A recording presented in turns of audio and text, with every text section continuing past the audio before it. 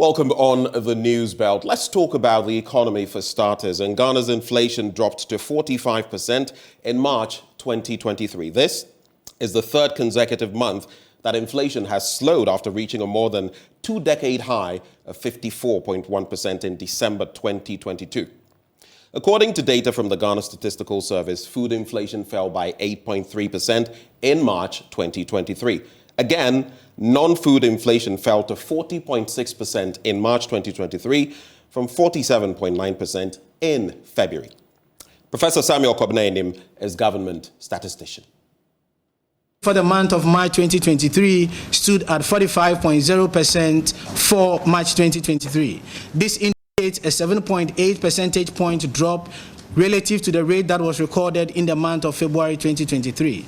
In February 2023, we recorded a rate of 52.8, and in January 2023, 53.6. So we are seeing a sharper decline in the rate of inflation between February 2023 and March 2023, with a 7.8 percentage point drop between these two time periods. From a regional perspective, we identified the Western North recording the highest rate of inflation of 67.3% and the Volta region recording the least rate of inflation of 25.6%.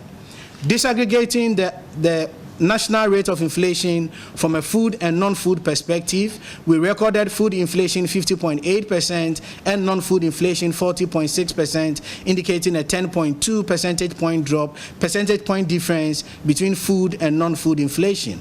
Food inflation saw a much sharper drop as it recorded 59.1% for the month of February 2023, indicating an 8.3 percentage point difference from a food inflation perspective and a 7.3 percentage point difference from a non-food perspective. So the slow rate of inflation that we are seeing is largely driven by the sharper drop from a food perspective relative to a non-food perspective.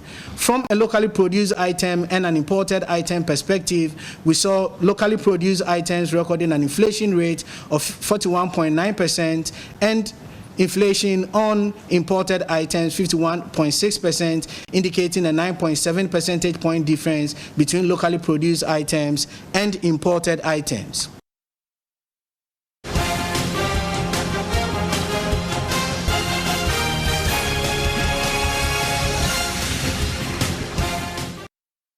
You know, when you see that we're talking politics now, and in our second story, the New Patriotic Party is envisaging a resounding victory in the upcoming by-elections in the Kumau constituency of the Ashanti region. Ashanti Regional Chairman Bernard Ntwibuesiako says the party intends to use the elections to deepen its dominance in the region. Already, the opposition National Democratic Congress has a candidate who's kicked off his campaign ahead of the scheduling of the by-election. Nana Yaw visited the constituency as the NPP started its search for a candidate. The NPP MP for Kumau constituency, Philip Baswa, died last month, leaving the seat vacant. On Monday, the party opened nominations for members who have shown interest to contest the seat on the party's ticket. Already, 5 people, including Edward Osei, who came second in the last primaries, have picked forms to contest the seat. Justice Odro speaks for him. In our party, we reward loyalty and hard work. Lawyer came in last primaries. He didn't go. He stayed here, worked with the party executive delegates. So he's a grassroots man. That's why I'm saying he will win massively. Others include Philip Bano, Ernest Yaw Enim, Dacosta Abuaje, and Amasewa, the only female to have filed so far. NPP chairman in Ashanti, Bernard Ntwibuesiako, says the party is encouraging the youth and women to contest the election. So once you are bringing the nomination, you bring it, if you are above 40 and above, you have to add another 35,000 Ghana cedi. And the youth, woman, and disabled will pay 17,500. This is what so far. Chairman Wuntumi says the party is committed to ensuring continuity in the development of the constituency under a new leader as Member of Parliament. he is convinced of victory. Badaroma, ayade kwa biaso. Ye be win ewo eye by election no. Onyankopon ka ye ho. We will win the by-election. We are saddened by the demise of our MP, Philip Basua, before the end of his tenure. Whoever is elected as flag bearer by the delegates will be accepted and supported to win the seat again. The win will be massive. Whoever is elected will be overwhelmingly endorsed by the people. Na ya win massive votes at the ama no ana MPP. Na yedi ashaga na enuan munya no so watimenya akwanya akọ abankasie mu na watimi akwakoye adwuma de ama okumawu. The picking of nominations for NPP aspirants continues till Friday. The National Democratic Congress has already put forth Kwesi Amankwa as its candidate for the by-election. He is already on a campaign. Right, we were prepared a year ago. Because we have taken that seat very seriously. We need to take that seat back for NDC. So we've been prepared a year ago, and now we are ready for the battle. Even if we have to go to vote tomorrow, we are ready. And we are 100% sure that we are going to win the seat for NDC. For JoyNews, Nanaya Ojima, Kumasi. Let's talk education now, and former President John Dramani Mahama has taken a swipe at President Akufo-Addo's free SHS policy, saying it has rather become financially burdensome to parents who have to buy many other essential materials before their wards are admitted into schools. Under the policy, government is expected to absorb nearly all fees associated with secondary education in the country. Speaking to party faithful in the Etiwa area in the eastern region, Mr. Mahama promised to make the policy better when given the nod. Abraya ohono na school obiako school e wo mu se ni afcha se ni free SHS enso ye nuru pempenso a modrui enso samre no wo hwe school fees ani etua no mpo na wo hwe enne sika wo se ansa na wo ba timi akọ school a e do so kra chen emre ani etua school fees no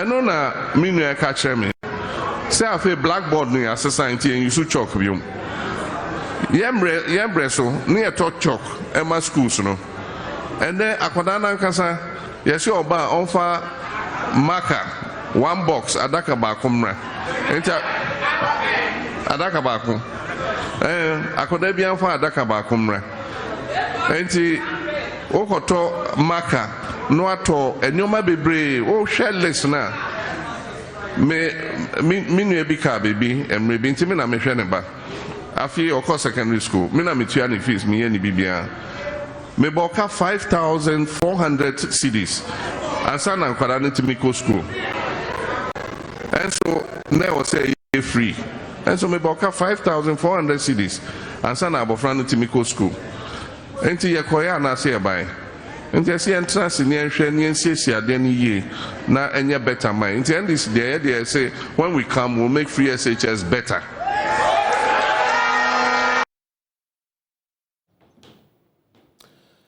Now, a group calling itself Crusaders for Positive Change, affiliated to former Chief Executive Officer of the Food and Drugs Authority, Hudu Mokhtar, who wants to be the Wa Central Parliamentary candidate of the NDC, has challenged the incumbent Member of Parliament, Dr. Rashid Pelpuo, to state at least one policy he has initiated and implemented which he has inured to the benefit of the youth. Members of the group say Dr. Pelpuo has taken their loyalty for granted. Rafiq Salam reports. The two opposing groups affiliated to sworn enemy aspirants of the National Democratic Congress parliamentary primary in the Wa Central constituency held the two press conferences within 24 hours.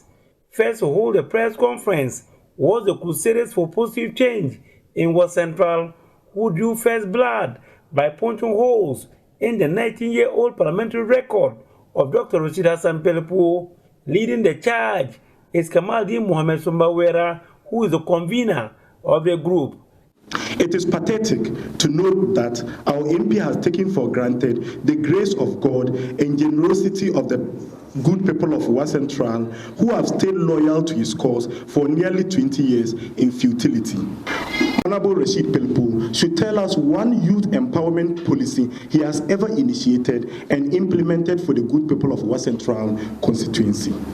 Our MP has ridiculously told our people since he has served 19 years in Parliament, he needs another term for him to get a cabinet ministerial position and now help his people. What a waste of time and position. Who promised him a ministerial position? Who says he will be considered for a ministerial position? Who says spending unproductive 19 years in Parliament guarantees a ministerial position? Do you think His Excellency John Dramani Mahama will condone a non-performing parliamentarian as a minister? Come on, we have gone past such quick stories. In any case, being a member of Parliament is not the only qualification to becoming a cabinet minister. The Progressive Youth Alliance, however, at a press conference 24 hours later, led by Nuruddin Kotiabetes, had this rebuttal. Which worker doesn't want promotion at his place of work? How is it a crime if our MP want to be appointed a cabinet minister so we can maximize benefits?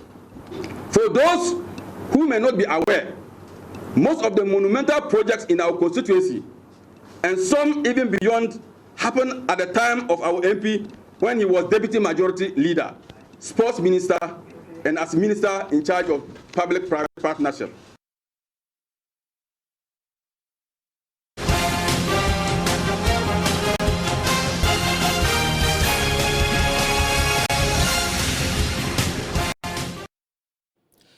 Let's talk education now, and residents of Zambo Nawayile and students of the Earman Senior High Technical School in the Laura municipality are heaving a sigh of relief following the commission of 2 mechanized boreholes for the community and the school. They hitherto spent several hours queuing for water at their homes and schools, respectively. Here's another report by Rafiq Salam.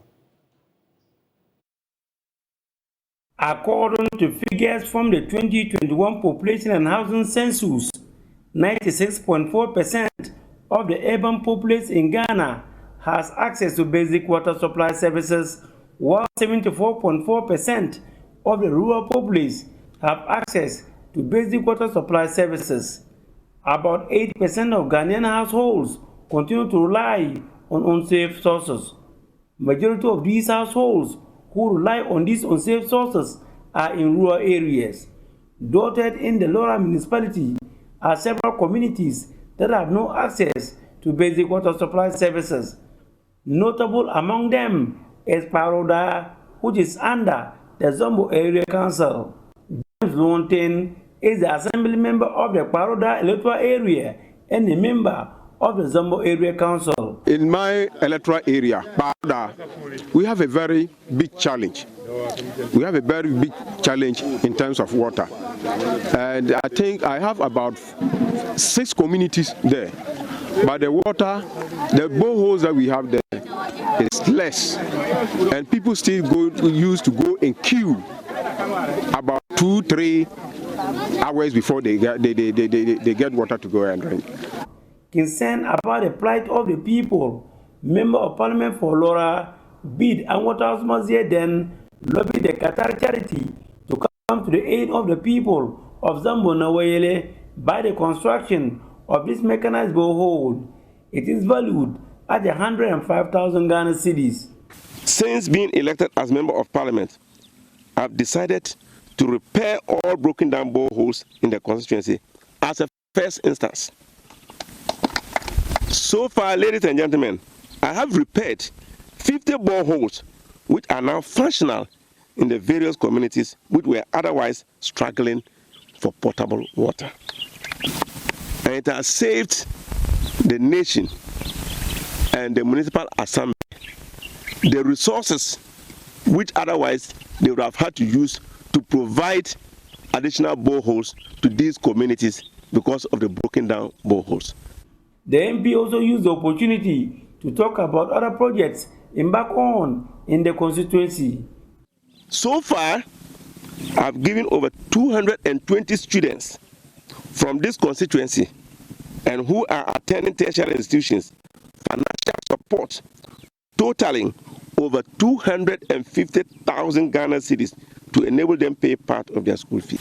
2 weeks ago, I provided funds for the repair of the X-ray machine, which had broken down for some time now, and forcing patients to travel to either Jirapa or Nandom for such services. Now, in our final story, the Member of Parliament for South Dai in the Volta region has indicated that the LGBTQI community is after the lives of individuals pushing for the anti-homosexuality law in Ghana. Roxanne Nelson Dafiamepo says that is the surest way the homosexuals would get them out of their way to push the Ghanaian society to accept them. He mentioned this when he disbursed about 60,000 Ghana cedis in scholarships to some of his constituents at Peve. I were taught that it is such a sinful thing to do.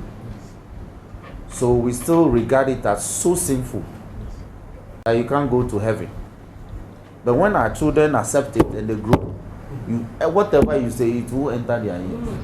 Because when they were kids, they were shown that it is fine. The report has come, it's been adopted, the bill is the next thing we'll be considering. So pray for us. They are after us. Last when I spoke, people I said, politics. No. It's not about monies they are putting in campaign alone. They are targeting us. They say they want to eliminate us. When somebody say they want to eliminate you, do you know what that means? Yes. They say they want to eliminate us, but people didn't understand what I said. They actually want to kill us. And when they remove you from parliament, you can still talk. So that is not what they. That is not. No. They are actually targeting us to be eliminated. When they eliminate you, you keep quiet. You go down, you keep quiet. So, as teachers, as people in tertiary level, we owe it. It's our God-given obligation to prevent that from happening. And I'm championing your cause in Parliament in this matter. The report has come, it's been adopted. The bill is the next thing we'll be considering. So pray for us. As the Directorate for Educational Services and Supervision, these things you must develop very watchful eye for materials that filter through to our children. In terms of books, in terms of whatever comes as part of the curriculum that you should teach the children. Be watchful and look out for. You see, they are hiding them in the curriculum. They are veiled. They veil them in the curriculum. They use phrases that you think.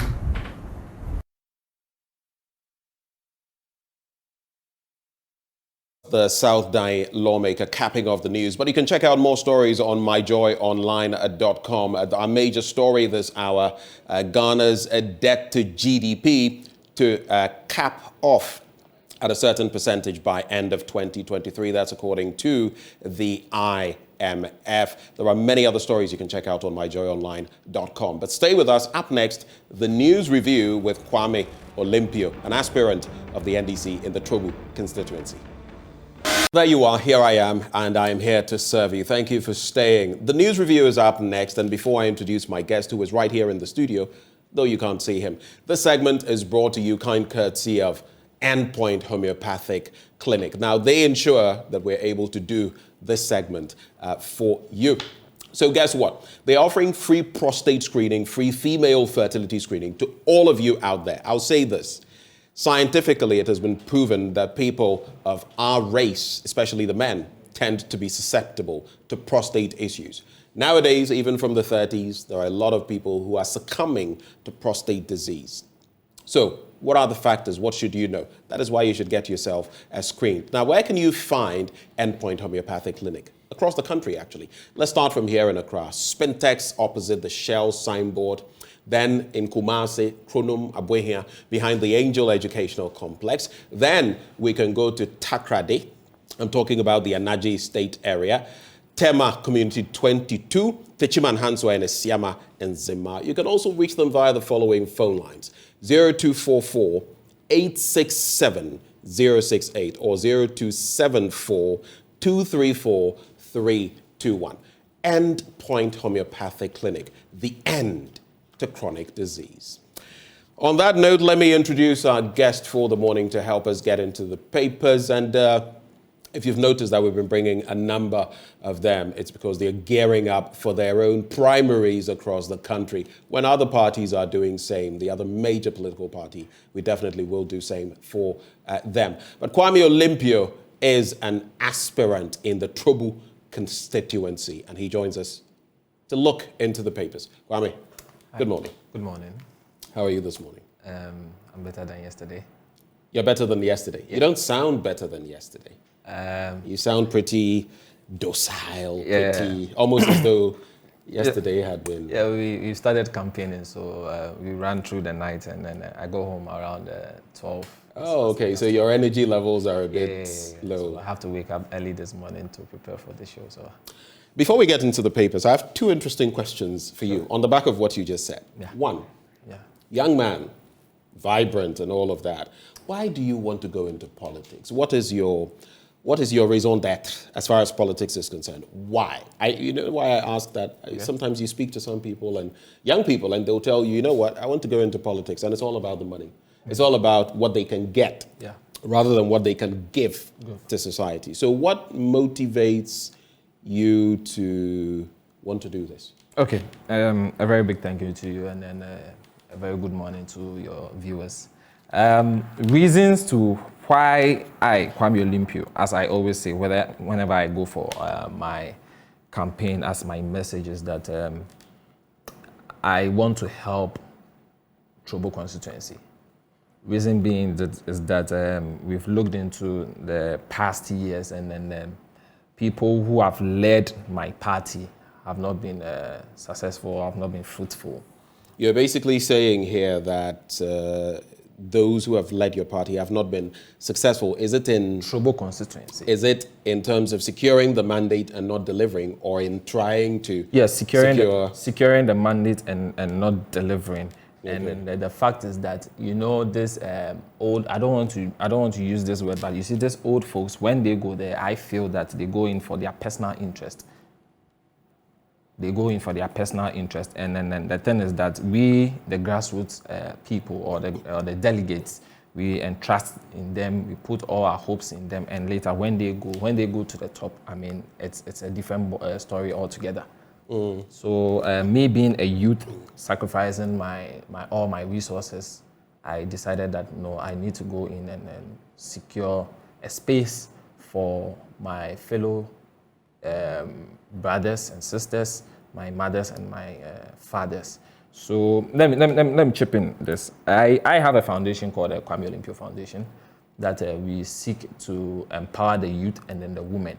So one of the reasons why I even entrusted that, you know, I need to go into this politics to get the political power to do more.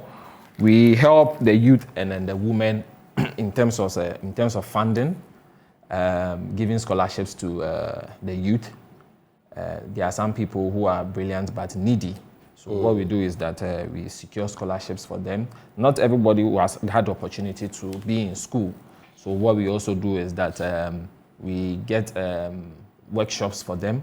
We secure, you know, there's a name for resource persons. Yeah, okay. Resource persons to teach these less privileged people who have not been able to enjoy education before, but they want to do something. For example, artisans and all those things. We secure these resource people for them to teach them how to do CCTV cameras, plumbing. Let me say, the recent one we did was to teach people how to do electrical engineering. You understand, electrical engineering. So these are one of the basic factors we considered that, you know what, as a young, vibrant guy in my constituency, let me give this opportunity to my people, most especially my constituents. How hopeful are you that you will sail through? I'm very hopeful. Looking at the contenders you're facing. Yes, I'm very hopeful because when you look at my delegates, that's Trobo constituency, the total or the sum total number of delegates sum up to 70%. And the entire Trobo constituency, How big is your constituency? Very big.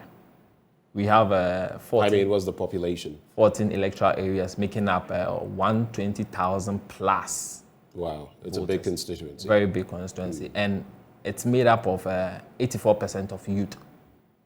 Wow. Yeah. So having a 7. And that's what you're targeting. Yes. The youth population. Yes. Yes. It's a youth agenda. You know, you could see from the rank and file of the party this year's election, or this year's primaries, that the youth are very much involved in this year's primaries, not because of their personal gains, but because we want to change things. There's a quote that's "Arise, Ghana Youth, for your country." And this is the time. I think whoever wrote it, I don't know whether it was Felix Beho or you can correct me, but whoever wrote it knew today will happen. Right. Yeah. Okay, so usually when members of parliament, ministers, others come on this show, I always follow that trend, which is what I have done with you. Now, what I have done is to let ordinary Ghanaians who are watching us this morning know you. Sure. And know what you claim you stand for. Sure. Right? Yeah. So someday, assuming you get the nod, and if you deviate, then people would be able to pick this. Use it against me. This show. This video, this segment, and say Kwame Olympio was not honest. But if you live up to it, should you get the nod, then everybody will know you are a man of your word. Yeah. Our politicians time and again say one thing and do the other. I'm a man of my word. Over to you, and I'm focused.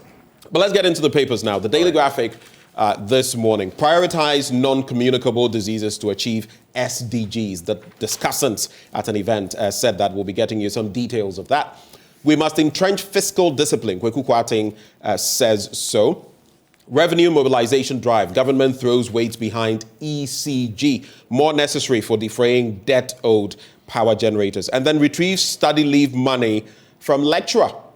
That's a PAC directing the Bolga Technical University. On the back page, single policy for coastal management needed. Professor Aheto says so. An airports company to invest in Airport City 2 project.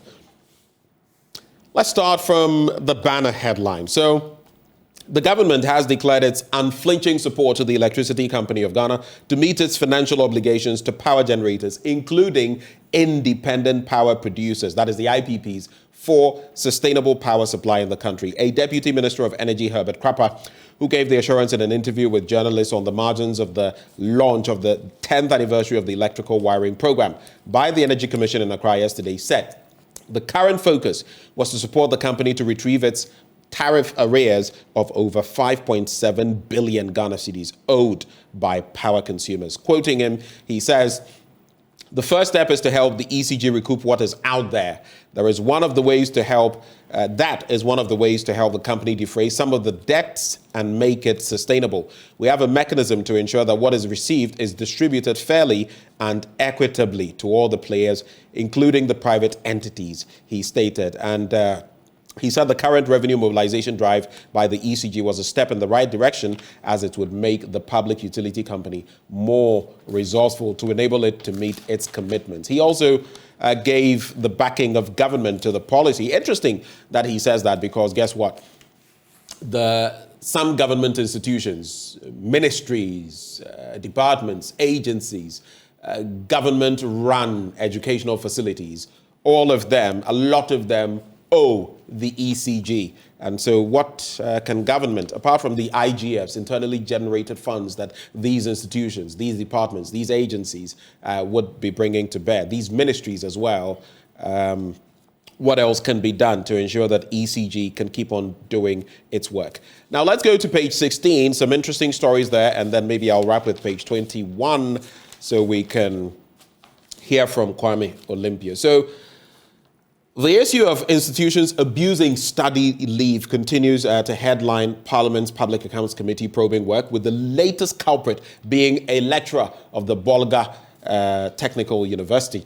Now, the PAC, which is hearing cases of infractions and misappropriations captured in the Auditor General's report for ministries, departments, and agencies and metropolitan, municipal, and district assemblies in the Northern Zone, has directed the Technical University to retrieve within a month the 236,000 Ghana cedis paid to a lecturer, 236 Ghana cedis, that is 236,000, who was granted study leave but failed to return to serve the university after completion. Study leave, didn't return to the university. Now, the directive is part of PAC's week-long zonal public hearings in Tamale to probe lingering issues raised in the Auditor General's report that have been referred to the committee for consideration. And so that's the first story there. In terms of the PAC, oftentimes we would hear of such stories. And Professor Alna said his organization had reported the matter to the Economic and Organized Crime Office, following which the lecturer had since refunded 103,000 Ghana cedis. So if you look at the sum, 236,000, that would leave about 133,000 Ghana cedis outstanding. And PAC is going after that. There's also this one here. Inflation. I will skip the non-communicable diseases. You can check out that story on page 16. But inflation drops further to 45% in March, and the general price levels of inflation in the country has dropped for the third consecutive month from 52.8% in February to 45% in March. This is the biggest drop. Now, if you look at it, it's about 7.8 percentage points that have been shaved off. This is the biggest drop since the rate reached its peak at the close of 2022. The country has been battling with high inflation in the past 2 years as the rate hit an all-time high of 54.1% in December last year. As we've mentioned, the deflation is on the back of three major commodities. So you would see that the transport area is still a bit shaky, but we have food inflation, which has dropped, non-food inflation, which has dropped, and then we have the non-alcoholic beverages group, which has also seen some deflation. All of them put together have impacted the inflationary figures we're seeing now. And last month's inflation was driven by the furnishings, household equipment division, which recorded an inflationary rate of 67.4%. Now, interesting stories we've considered, Kwame. Yeah. The government throwing its weight behind the ECG, go and pursue the cash, the revenue. Yeah. Then there's also the bit about retrieving study leave money. Yeah. And sometimes people, are given certain opportunities and, state funded sometimes, but they don't return to pay their dues. There's an interesting thing I'll tie to that because, our nurses nowadays, a lot of them have been traveling. First quarter last year, 3,000 left. Yeah. It's become so dire that the Director General of the Ghana Health Service has had to intervene, and now the UK has come out with a red list, policy as far as Ghana is concerned. Some say it is backed by our state trying to influence it, and that if they don't want them to go to the UK, they'll find other places, to go to. What's your quick take on these matters? When it comes to, I'll take the first submission, that is the ECG? Yeah, the ECG. I think it is a good initiative. When these things are being put in place, there's no way people or residents or state institutions can maneuver their ways out too, because when I heard the story, or I read the story this morning, it's like the ECG, especially the new management, they are really doing a good work. I happened to witness a situation whereby a state-owned company is owing over 2 million Ghana cedis. 2 million Ghana cedis. But here lies the case: when you go to ECG, they don't have meters. We need to purchase meters. But then state-owned institutions are owning the ECG. So what's the way forward? This is the right move, I think, the new management of the ECG, and I give them kudos for that they are doing a really good job. So they should continue it, they should continue doing it, and then I know definitely we can recoup, or we can get some funds, not only borrow from people or borrow from other countries, but then when we are able to generate our own revenue, I think the energy industry, we can go very far. The energy sector, right. What do you think about that retrieval of money, though, as far as the PAC is concerned? Time and again, we hear of these infractions or flouting of the rules, but it keeps coming up. That's my issue. It doesn't appear that these committee sittings make any real impact. To be honest, they don't make any real impact, which I totally agree, which I think it needs to look into. It should be looked into very, very well. should be looking into very, very well, because these people come especially for steady leave, as is stated in there, take monies so far as the steady leave is concerned, but then it turns out to be a different story. So I think it should be really looked into, to be honest, yeah. Is there, since you're aspiring to go to Parliament, is there something you think could be done practically? Because the regulations are there. Yeah. So what else do we need? Is it that tough hand to ensure that if we're doing this, we monitor you? That because at least that is what they are doing now. About 103,000 has been recouped. 133,000 is left, if I am correct. So yes, 236,000. So 133,000 is left. I think more strict measures should be put into this situation. More strict measures. I know they are doing their best, but more strict measures should be put into this situation. Yeah. You mentioned that you were better today compared to yesterday. Inflation has dropped from 52.8% in February to 45% in March. That's a deflation of about 7.8 percentage points. How does that make you feel? It's just, I see it, to my understanding, I see it to be just figures, but then it's not reflecting in the market. It's not reflecting? It's not reflecting, because I for example, I used to buy a spray starch of 12 Ghana cedis. Spray starch? Yes, spray starch. I like ironing. I see. I like doing my ironing. I don't remember the last time I used spray starch, pardon me. Yes, I like we sprinkle water. We sprinkle water, yes. I sprinkle water and use spray starch, so that tells you how... Okay, so let me look at the alignment on your... Yes. Looks like a fly could get cut in two if it fell on this line. I'm very particular about what I wear. I see. Yeah. You remind me of our box iron days from secondary school, not senior high school, secondary school. Secondary school, yeah. We used to use box iron and put charcoal inside. When we iron and you see the shirt, you see this one. So as I was saying, I used to buy a spray starch of 12 Ghana cedis. That was in February. February this year? No, or February last year? December, sorry. December last year. Okay. That was when inflation was at its highest, at its peak, actually. I used to... so what will happen is that I used to buy, those days, I used to buy a spray starch for 45 Ghana cedis. 45 cedis. 45 cedis. It's still 45 Ghana cedis. Okay, but here's the thing. Yeah. When it comes to inflation and deflation, the mere fact that it is said that because they consider they have over 200 items. No, hold on. They have over 200 items in the basket. Yeah. And they sort of strike an average based on what commodities are in there. So like I mentioned, you would see food inflation actually declining, non-food declining, non-alcoholic beverages declining. But there are some that are still, in the mix, either accelerating a bit or sort of remaining steady, which is why it has not gone down to, say, 20%, but it is at 45%. Then again, inflation depends on what you have in your basket. So if all I buy is mankani, cocoyam, and plantain, and a few other things, my inflation will be reflected by food items, by and large. Maybe my electricity consumption is very low.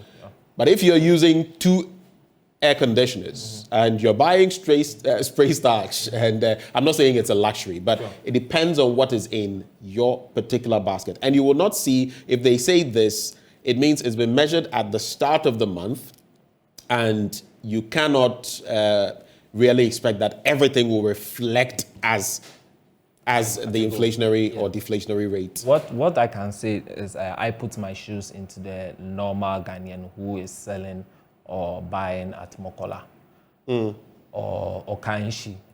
The fact of the fact is that so far as it doesn't reflect in their pockets, you don't see the essence of it. I am a grassroots person, and I'm really down there. I see how people feel. So if you tell me that inflation has reduced from whatsoever percentage to this percentage, 52.8 to 45. To 45, it's not reflecting in my pocket, because one way or the other, when I'm buying low electricity, I'm putting the cost of the low electricity into a different thing. Okay. You understand? For example, I buy spray starch for 12 Ghana cedis as a den. Now it is 45 Ghana cedis. Okay. But then I used to buy electricity 100 Ghana cedis in a month. But now I'm buying electricity, let's say 90 Ghana cedis now. Still, it's not relevant because I still buy, when I calculate the cost of spray starch, that is the difference. It's in the cost of my electricity. So it's still the same. There are some interesting comments coming through. Isaac Eshan says, this inflationary record for the month of March is a grave falsehood. Which of the prices of local and foreign foods has dropped in our Ghanaian market since February 2023? This is just to woo the IMF for their financial aid to Ghana, period. And you say, please, Mr. Host, which foodstuff prices have dropped in the market? So here's the thing. The Ghana Statistical Service does not do politics, okay? They crunch the figures. They do what is out there. It's a basket. And you could also go out there and, look. Now, the fact that they strike an average doesn't mean, like I explained, that everything out there would reflect some lowering in prices. In fact, you will go out there and meet some things still high. It's a general appreciation of what prevails. That is why even they would break it down region by region and say the inflation in maybe Oti region is this, the inflation in maybe the Greater Accra region is that. You would notice that here, because there's a concentration of people, because also it's the capital, there tends to be a lot more inflation in Accra and also nearby Kumasi. But this one says, good morning, watching you live at Yaru. This one, Ninsa Labijala Camp. Do you know the place? I don't know the place. It's supposed to be, I don't know whether it's in your constituency, but the person says, my regards to Kwame Olympio. Yeah. Trobu. So, I don't know, maybe it's in there mention somewhere. Mention the name again. So the name is Salia Mankama. Yes, but from? Watching you live at Yaru Ninsala Bijala Camp. That's what. Oh, yeah. I got it now. Okay. I got it. All right. Yeah. So those are the stories as far as the Daily Graphic is concerned. Any stories from your end? The Ghanaian Times newspaper. What's it saying this morning? ORC blacklist 2,812 churches and others to remove names from a register of companies. Okay. And then the story says that the Office of the Register of Companies, that's the ORC, has announced that it will begin the process to remove names of 2,812 organizations from the Register of Companies. Such entities do not submit their 5 years annual returns and financial statements by the end of this month, April. The affected entities include churches, clubs, unions, associations, non-governmental organizations, that is both local and foreign, charity organizations, foundations, entities incorporated under the companies limited by guarantee. The ORC says the behavior or the action of the entities in the contravention of Section 128 of the Companies Act 2009, Act 992, which enjoins such entities to file their annual returns and financial statements.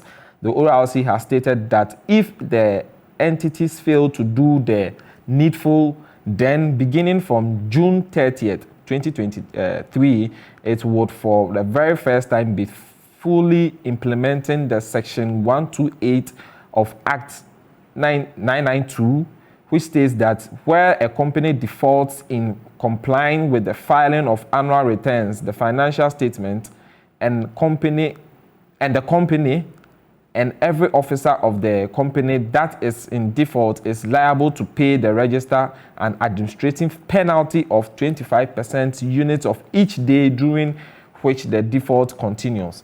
And it also states that the penalty unit is currently equivalent to 12 Ghana cedis, meaning 25 penalty units will amount to 300 Ghana cedis, which we think the ORC has waited for too long in not cracking and whipping in order to make organizations captured in these books comply with the law. Okay. Yeah. So that's the story there. Is that the only one you're going to be doing from the Times newspaper? Yes, I think I also saw this. I mean, yeah, we just mentioned it earlier. UK government stops. Government stops. Maybe you could give us some details about that story. Personally, my wife is a health worker. Okay. My wife is a health worker. So it's a personal issue for you? Yes, it's a personal issue for me. I think the terms of conditions for these health workers, most especially the nurses, should be reviewed. I don't want to disclose where she works because of security. No, that is because of security reasons. But she comes every time, and then the stress level is too much. And I do know that they work brutal shifts, brutal hours here. Yeah. I have friends, doctors, and I keep mentioning that quite a number of my colleagues in the health sector last year, a lot of them told me, and before long, they had left the shores of the country. Doctors and nurses, you know, in the health category. And I don't know whether this move by government, at least it is a move, supposing it is emanating from here, which is why the UK is sort of creating a red alert when it comes to nurses coming from here. That should tell us that the Ministry of Health should revamp the terms of conditions and the terms of service. Terms and conditions, terms of services. Terms of service for these health workers, because the system over there is different from the system over here, which I perfectly agree. But at least, not for anything, it should be reviewed, because they are traveling out there because of the terms of conditions there. I happen my in-law is also a nurse. Grandmom is also a nurse, and I think I'm married into a nursing family. So I know how nurses are being treated outside there, as to compare to here. Although the fact that our service is different from their service, but I think it should be reviewed, to be honest. It should be reviewed. I don't even need to go into the stories or whatsoever Ghanaian Times is saying, but then what I can say is that the terms of service should be reviewed. All right, terms of service should be reviewed for health sector workers. Let's get into the Daily Guide newspaper very quickly. MPP NDC chase IGP over Mahama and Brian Echampong. Those are stories there. University Don Lord's educational reform. I like the way we like using University Don. A Veep rescues boy, and Bawumia beats Allen in NPP primaries survey. Quite a pro-Bawumia number of stories I see this morning. Interesting developments. But let's get into them. Page 6, I'll start from there. No matter what, when our politicians aid someone, we should be able to get into the details. So, Vice President Bawumia has shown love to the 13-year-old young boy who is in dire need of a prosthetic leg. Frank Gilima from Nansongdo in the Nanumba North District in the northern region had appealed for financial support during an interview with the Daily Guide. The support was to cater for Frank's prosthetic leg and other medical expenses at the Tamale Teaching Hospital to enable him walk as well as go back to school to pursue his dream of becoming an engineer in future. Now, upon reading the story about the plight of the young protege who is in the business of using cardboard and empty cans to manufacture miniature vehicles, trucks, drones, houses, and airplanes, Dr. Bawumia decided to come to his aid. And that is the story there. It says Dr. Bawumia was touched by the plight, and he told the paper that a presentation had been made of 10,000 Ghana cedis. That was a cash donation made. There is also Bawumia beats Allen in MPP primaries. That's according to a survey. What I find interesting here, the fact that Global Info Analytics has been coming out with surveys time and again, a lot of them working against the New Patriotic Party and sometimes against the vice president, whom we all know is lacing his boots to contend for the flag bearership. But when it works, then that is interesting news that it can be published. But anyway, a new survey conducted by Global Info Analytics, a polling company in Ghana, has revealed that Vice President Dr. Muhammadu Bawumia is slightly leading in the upcoming presidential primaries of the ruling New Patriotic Party. The poll conducted between March 31, 2022 and April 9, 2023 shows Dr. Bawumia leading Alan Kwadwo Kyerematen, former Minister of Trade and Industry, among MPP voters with 2% after obtaining 39% compared to the 37% obtained by the former minister. NPP Member of Parliament for Asin Central, Kennedy Ohene Japong, is in third place with 23% of the votes among voters. So those are the interesting developments. But in the event of a runoff, the poll showed Mr. Kyerematen leading 57% to 43% among all voters and 53% to 47% among NPP voters. So that is the story there. I'll just wrap with page 6, talking about the NPP and the NDC chasing the IGP to arrest Mahama and Brian Achampong. So the two leading political parties, the governing New Patriotic Party and the main opposition, National Democratic Congress, have filed separate petitions before the police administration for the arrest of two political figures. The story is there, of course. They even add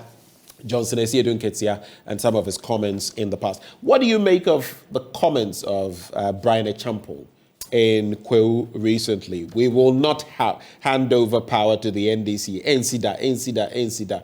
But it's been rationalized by members of the MPP. What do you think? And since you are with the NDC, what do you think about distasteful comments that have been passed by members of your party in the past?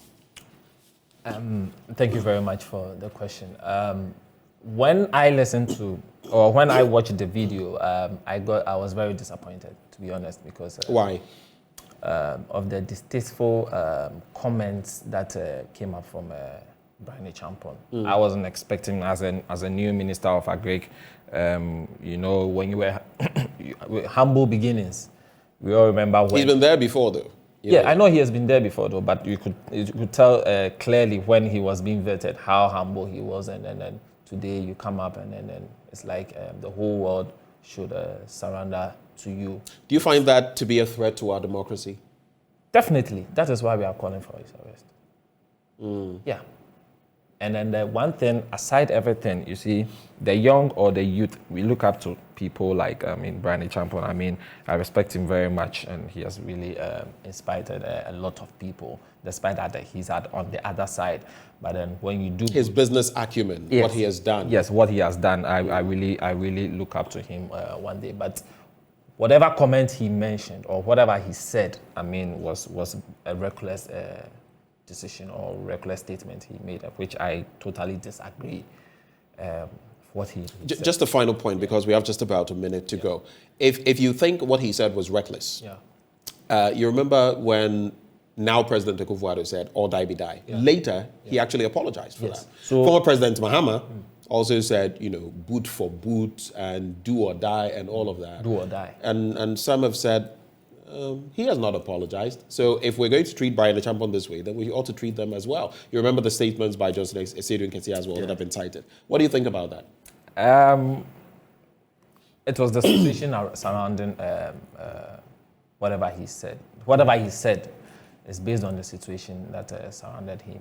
I don't think I'm not being sarcastic, but I feel that whatever Johnson Esiedun Ketsia said, that our national chairman was not so much of a threat to the people of Ghana. Okay. Yeah. It wasn't so much of a threat, but it was a threat. It wasn't. If you say it wasn't so much of a threat, it means there was some semblance. We just wanted to make the people of Ghana know that we are very focused, we are very conscious. These people, they have their means and ways to ridiculing elections and all that. So to rig elections. Yeah, so we are very vigilant this time around. So I think that was what he tried to say, not anything harmful. But when it comes to Brian Achampong, with the situation that, I've always said that these people saying breaking the eight, they're not just, it's not just a slogan. It's not just a slogan. You think they mean to rig the election to achieve that? Definitely.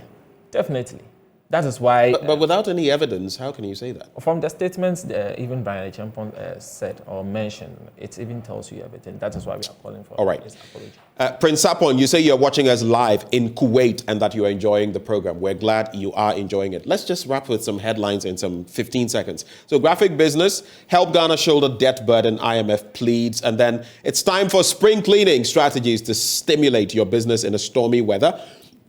And of course, we are in a stormy weather. Then first corporate bond on GSE, that's the Ghana Stock Exchange, oversubscribed. What are the headlines from here that we can wrap with? From the business finders, adjust prices to reflect in improving economic situation. So as I just mentioned earlier in the Ghanaian Times, whatever inflation or whatever happens, if it doesn't reflect in our pockets, to be honest, it will not work. So the Ghana Union of Traders Association. We don't have time, but you can just the Ghana Union Traders Association has urged all members of the business community to respond positively to changing trend and adjust prices to reflect in the exchange. All right, and Guta has been talking about that a lot. As we end, this segment brought to you by Endpoint Homeopathic Clinic. They are offering free prostate screening, free female fertility screening. Locate them in Accra Spintex opposite the Shell signboard, Kumasi Kronumabwehian behind the Angel Educational Complex,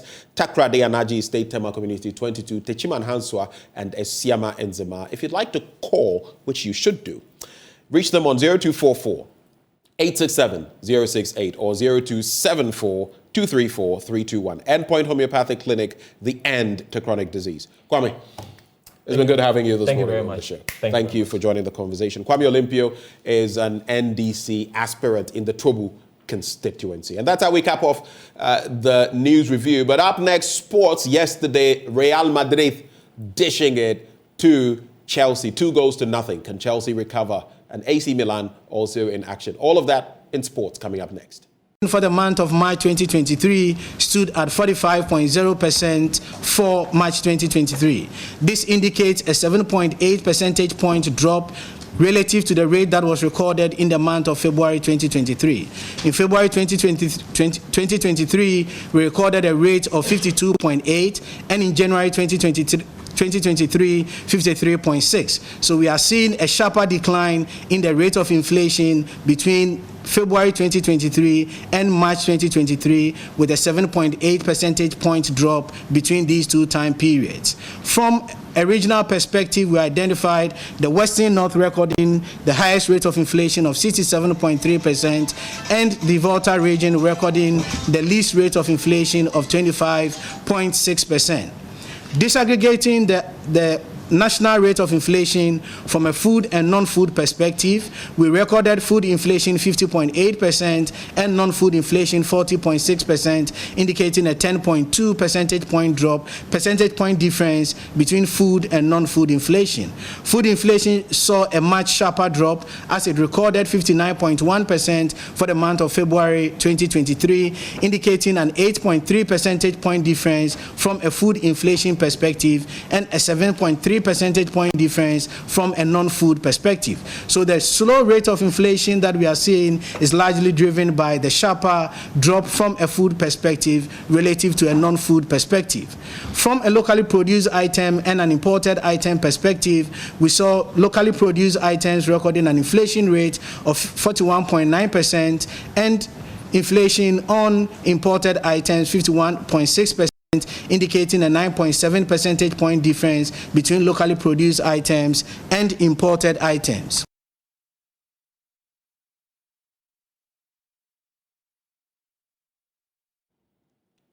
Well, thank you very much for joining the conversation. And so we get into that first bit. I'm sure when you heard the government statistician speaking, Professor Enim, you knew that we were definitely going to be looking at the inflationary figure for the month. And we get into that conversation now. Our guest this morning, Foster Ejaho, Head Price Statistics Unit of the Ghana Statistical Service. We also have Professor Lord Mensah, lecturer at the University of Ghana Business School. At a point, we'll be joined by our own in-house analyst, researcher, data analyst, Isaac Kofi-Adjei, who will give us a broader perspective, if you like, of what this means. But Professor Lord Mensah joins the conversation. Prof, a very good morning to you. Yeah, good morning, if you can hear me. I can, loud and clear. It's been a while. I hope you're well. Very well. Happy New Year, since it's my first time coming on your show this year. Is it?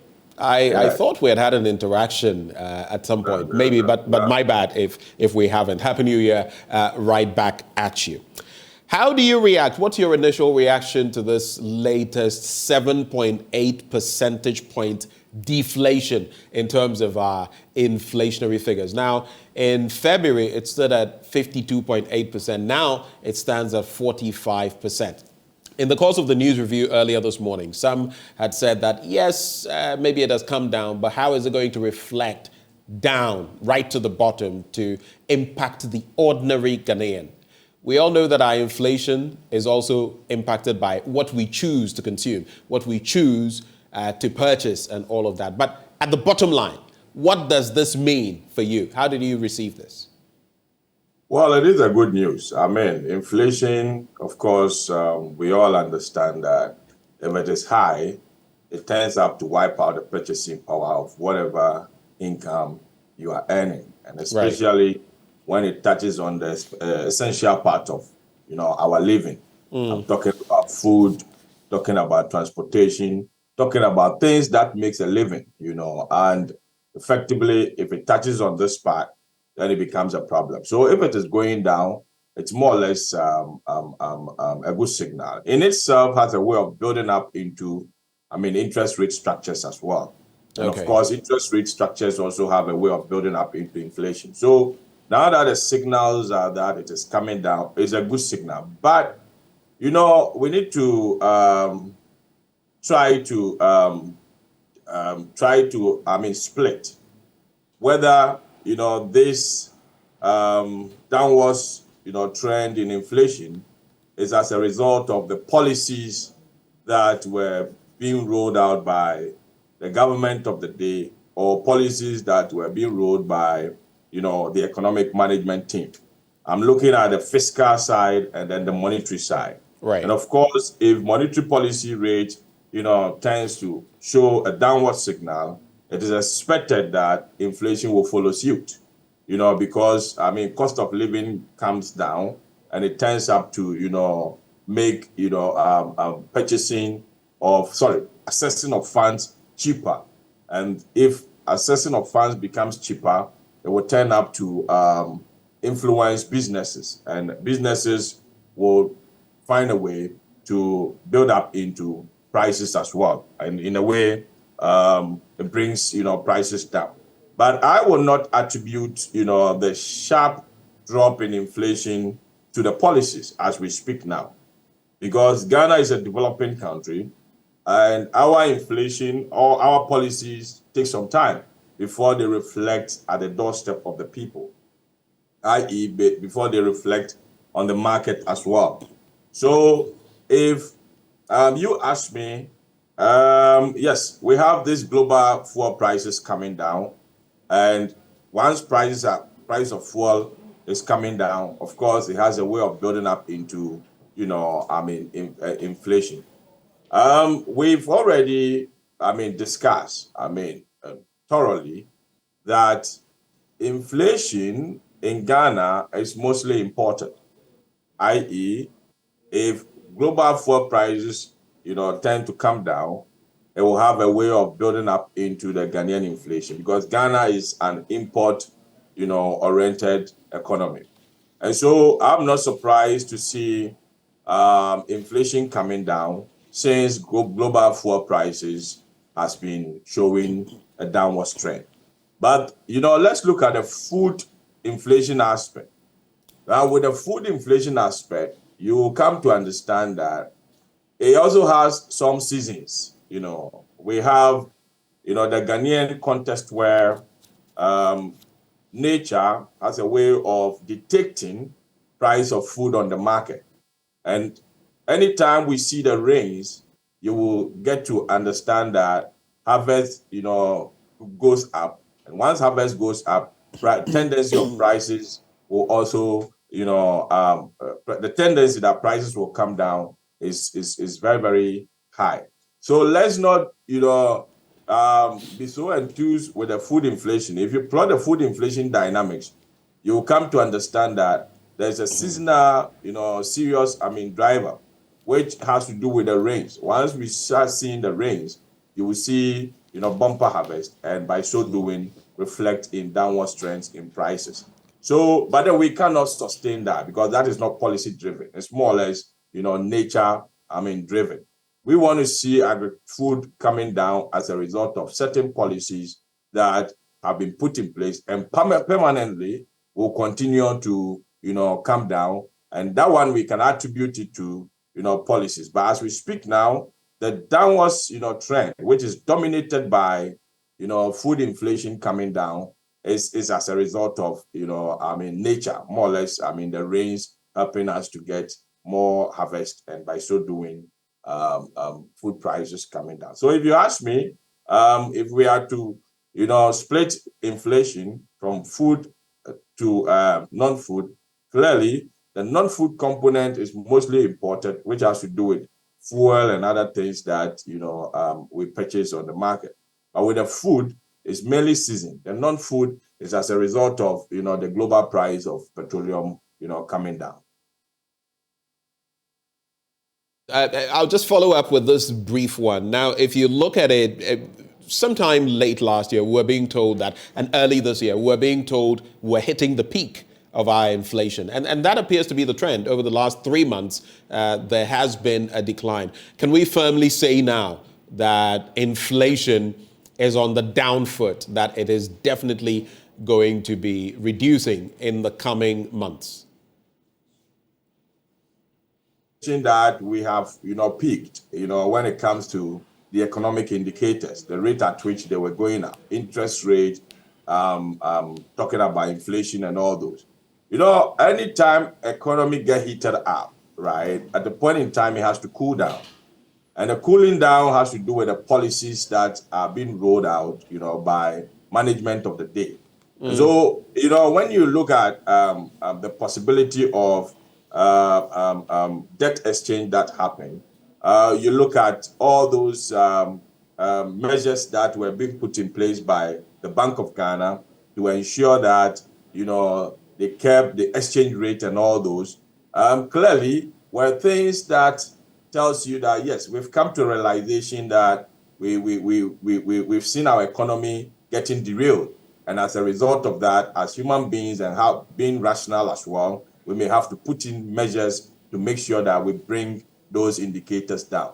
And so we got peaked around the 54 point, something inflation. And then with the policies being rolled out together with the global dynamics, we see, these indicators coming down. But let me tell you that, yes, indeed, it will continue to come down because if you look at the economic activities around the country, you will come to understand that, yes, it's gradually slowing down. Liquidity has been frozen and all those. So it has a way of, bringing down inflation. And I can tell you that it will continue to go down for some time. What do you project by end of the second quarter or even by end of year? There are projections generally that we have from time to time. But what do you project will be likely inflationary rate at the end of this year? I think the target has to do with to ensure that the inflation, if for nothing at all, becomes a par with interest rate. Talking about a long-term, interest rate, or if for nothing at all, will be a par with a short-term interest rate. Talking about treasury bills here. As we speak now, treasury bill hovers around, 25 to 30%, and so that is for the real value of investment.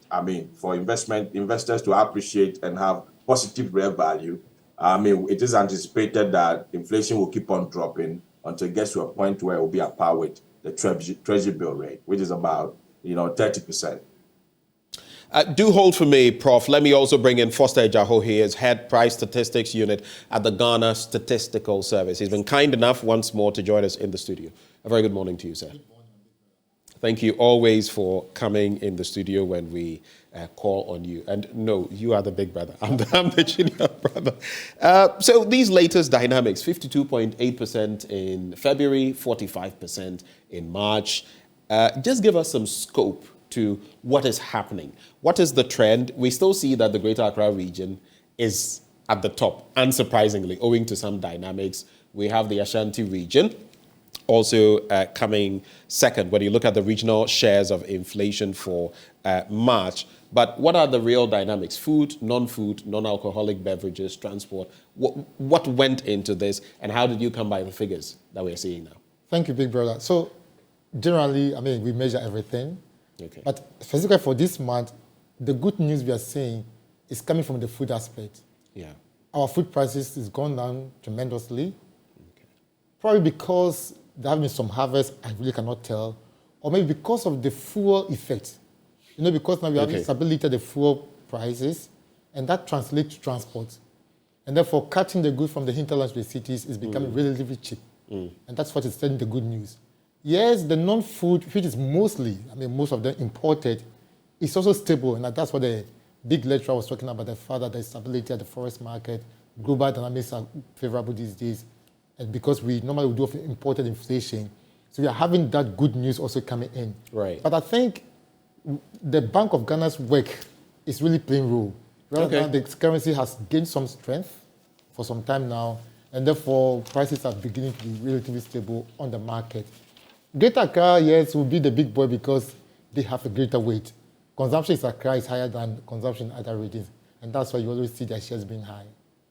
Okay, so interesting dynamics that you started the conversation off with. In terms of the Bank of Ghana, though, what specifically would you say has been done to mitigate against inflation? In recent times, they've been talking about what they have been doing in that regard, among others. But what has been done that you feel technically has also contributed to this?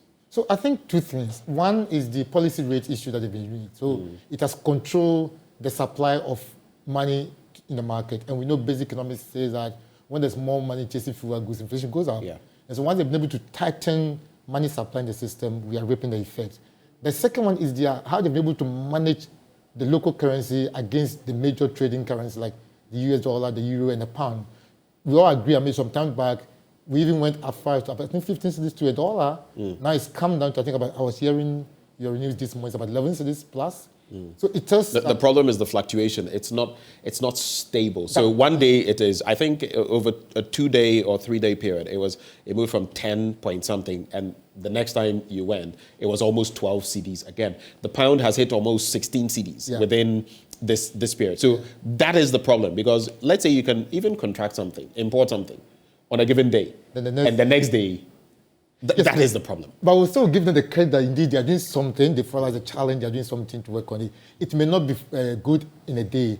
Then I think the third aspect is the ability to, I think they call it essential goods, they give money to people in essential commodities. I think the president even made mention of that sometime last year. Exactly. That only essential commodities would be given that backing to import. Exactly. So that is also controlling the fluctuation in the currency. And then the controversial one is what, I mean, people are still doubting. We still have to do further studies about they call it gold for oil. So if you're not pumping so much money to go and buy the oil, you can control your CD. And again, we are seeing that the export prices come down. Some will tell you because the global dynamics have changed. Yes, but we should be able to measure and tell whether indeed all the good news that we are getting from the export price is because global fuel prices are coming down. So I think these three policies are, for me, are good and key. But my only take on these three policy measures that you have spoken of, tightening, which has impacted the system. You spoke about the monetary policy rate, which also impacts the bank's interest rates. Okay. And that is where my concern is, because that is where most people are feeling the pinch. The likes of Guta, the Chamber of Commerce will all be telling you about that.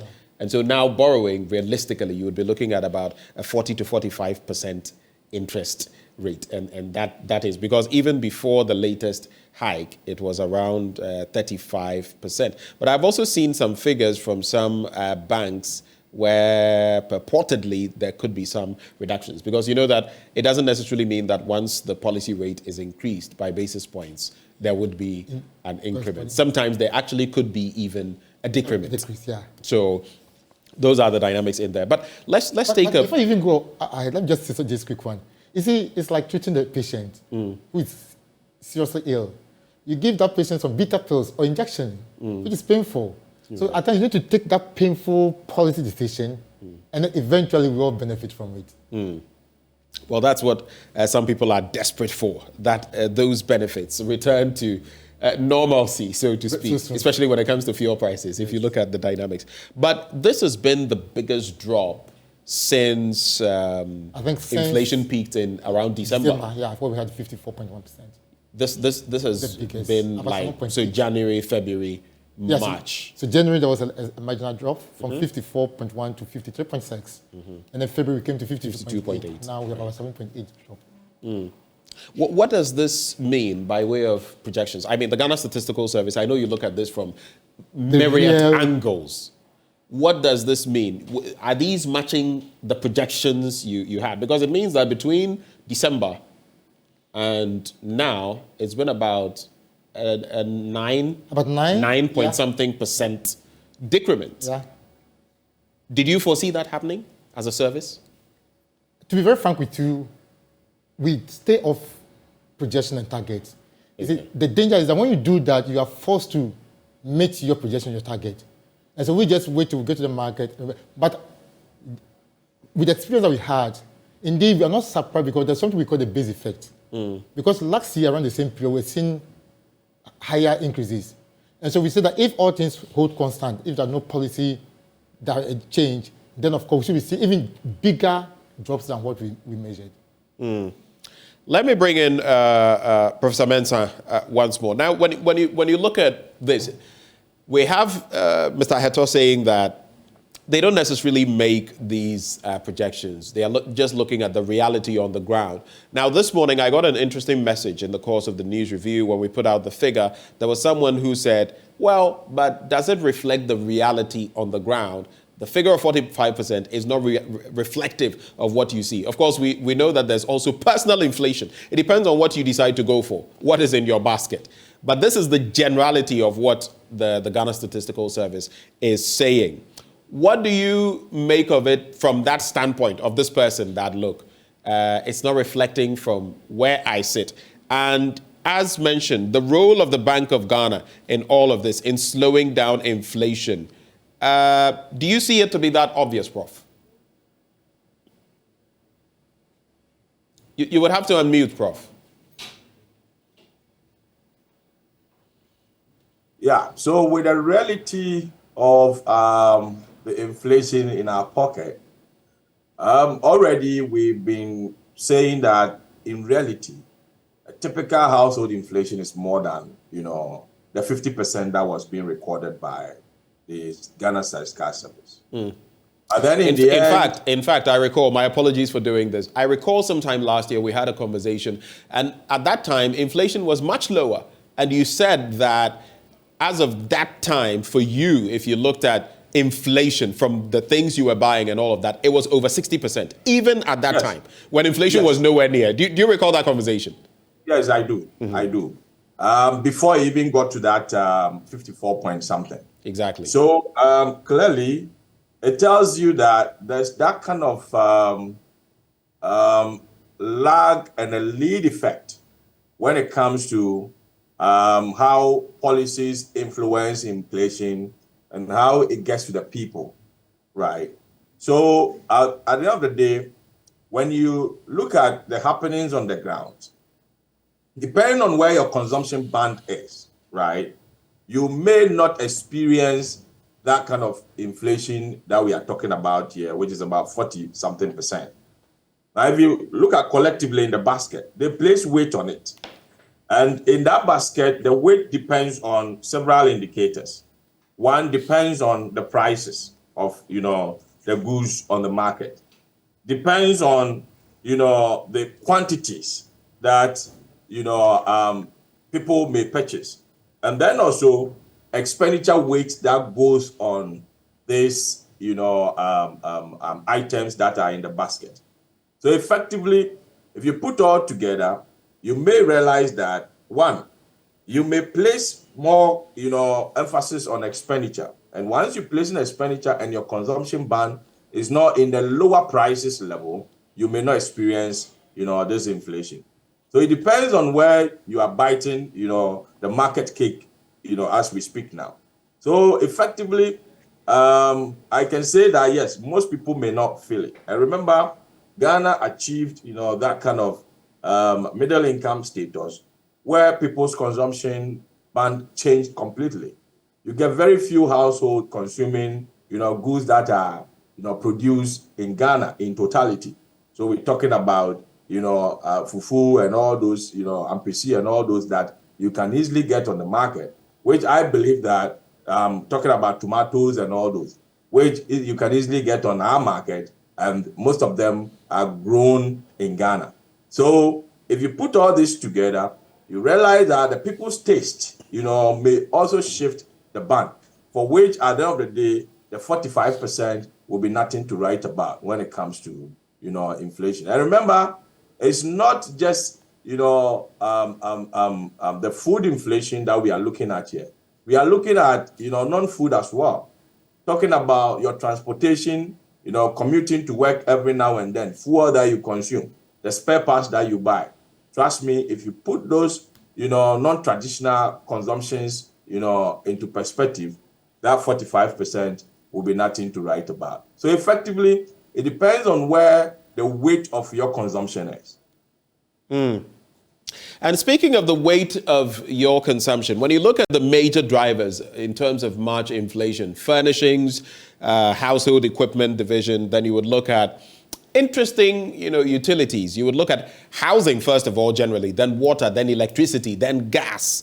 Then you would look at other fuels as well, before you even look at personal care, social protection, transport, which seems to be stabilizing a bit on the back of lowering fuel prices. But especially when you're looking at the fact that housing cost is also still propelling inflation, and you look at water, electricity, and gas together with other fuels, what do you think the impact of that would mean? What does it mean for ordinary folk? Yeah, so definitely you should understand that the gas that you are consuming are important. You should understand that, these are all categories of the non-food aspect that we are talking about. And once the non-food and it has that kind of import orientation into our economy, definitely you should appreciate that there are so many drivers that, will be moving that aspect of what? Inflation. And that 45%, you will not feel it now, because it will take some time, for the price that has gone down somewhere in the global market to feed into the local front of our market. So at the end of the day, it all boils out to how your weight is. Let me explain that. A typical Ghanaian, if you come to a typical Ghanaian's house, he spends more on non-food, items than the food items itself, because fuel is one of the main drivers. And I think if we are able to control our fuel consumption, it will have a way of building up into a reflection of that kind of the 45% that the Statistical Service has recorded.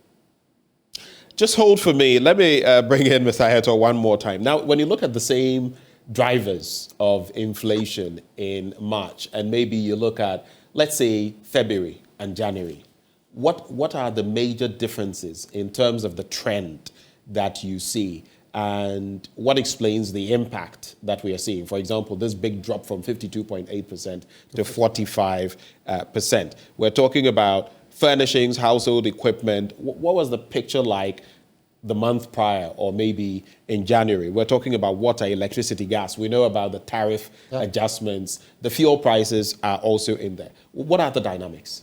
So I think the main shift that we've observed is the food and non-alcoholic beverage. Okay. So in the previous months, you have food and non-alcoholic beverages coming up strongly. Okay. And because now... Which was the case, yes. Which was the case. And they have higher weight.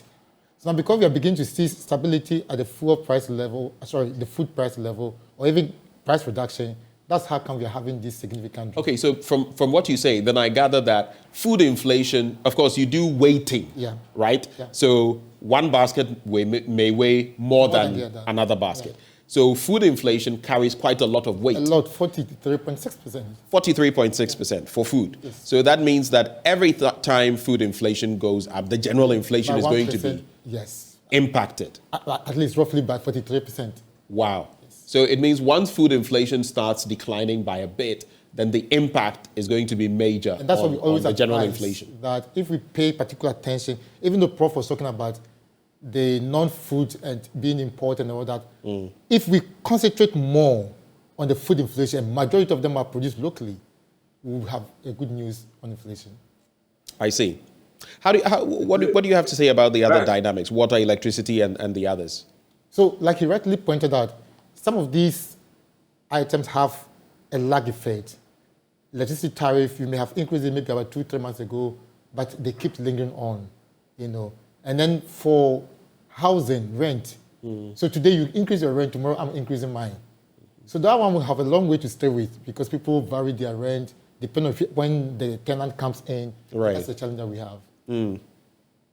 Now, when you look at the other items, so we have food inflation, we have non-food inflation as well, and then there's the regional inflation.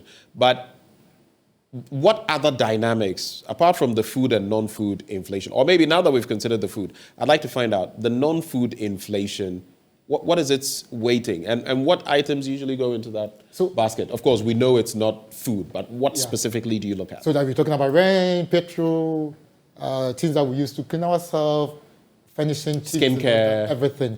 But you see, the non-food has a weight of about 56%. Non-food is about 56%? Yes. But you see, okay. Prof mentioned something. I want to bring our mind to something. You know, he's saying that you had a discussion with him and where you talk about the rate not being, it's nothing to write home about. You see, we give additional pointers. So we've listed about 20 items. You have something like groundnut that have gone up about 144%. You have palm oil, that's about 163. Yeah, palm they have oil gone far beyond the average. And then if you go down, you see some other items that have 0.7. So when you strike the average for the national, then you get 45. But as you rightly pointed out, individual inflation, if I'm consuming a lot of groundnut, because we realize now groundnut is becoming a problem. So the groundnut, the shelled one, the paste, and the groundnut oil are very expensive. So depending on what you consume, that will tell you how your inflation is going up. So it doesn't mean that the 45 is really not the reality. It is, but it's because we have individual tastes and preferences, we may have individual inflationary rates. I know something, for example, fish, whether it's jassy, whether it's, they call this one angel, and you know, there are so many different dynamics. I see that fish prices are still very high. And inflation has captured it. So it's still very high. Number 9 item on the list, fish from the sea, going very high. Probably it's because of the seasonality. Okay. Maybe because you know, some time ago they closed the season, and so it became scarce. And now they say the input, they're not getting the premise for, and probably the weather is not, I don't know, I'm just trying to think aloud. So it's still high, yes. So that is how it works. That is how the breakdown is delivered, like you would see, like he's saying. So if you're going to the market and you're getting a lot of palm oil, for example, you use a lot of palm oil because you make your banku and okra stew or whatever, it means that your inflation still would likely be very high. If you're purchasing a lot of groundnuts, for example, if you're using a lot of fish, if you're like me, I prefer fish to meat. It means obviously, I mean, I bought something yesterday and then the fish I was given for a certain price, my heart, but I prefer fish. So what would I do? I took it that way. Any thoughts on these reactions from Mr. Aheto? Prof. Yes. Yeah. So I will be careful. You know how we look at this drastic drop in inflation. If you can hear me, I can. Yes, because, you know, when it comes to food inflation, there is that kind of seasonal dictate to the dynamics of, you know, food inflation. The rains are showing a good signal for us now. I mean, and so we seem to be getting, you know, good harvest on some locally produced, you know, items, which is also seasonal. Food item. Yes. So that drastic drop may not necessarily be as a result of, you know, a policy that has been rolled out, you know, in the past few months. For the non-food side, yes, I do appreciate that policies may feed into that. Though we're talking about, you know, gold for oil and all those policies that were rolled out. But when it comes to the food inflation, I will be careful to attribute it to, you know, policy, because, you know, that drop that we are seeing now was so huge. And it's only nature that can provide, this drug. And remember, you cannot, use nature to manage, as we always say. Okay. Now, there's a quick point that I want us to get into. You would notice that alcoholic beverages, tobacco, and narcotics saw an inflationary rate of about 41.2%. I found that pretty interesting, especially on the back of the fact that we're hoping to tax some of these items in terms of the latest tax, excise duty. What do you make of those dynamics, especially if inflation is spiraling on the lower end, Prof? Yes, I think the tax will curb that. When you have alcohol being consumed at a higher level, it has a way of building up into the health bill of the country. So if one way or the other we are taxing it, or we're going to tax it, it has a way of controlling consumption, and by so doing, prices will be forced to come down. So I think policies will move, those areas. I mean, when it comes to those consumption bans, the prices down, especially the alcohol. Okay.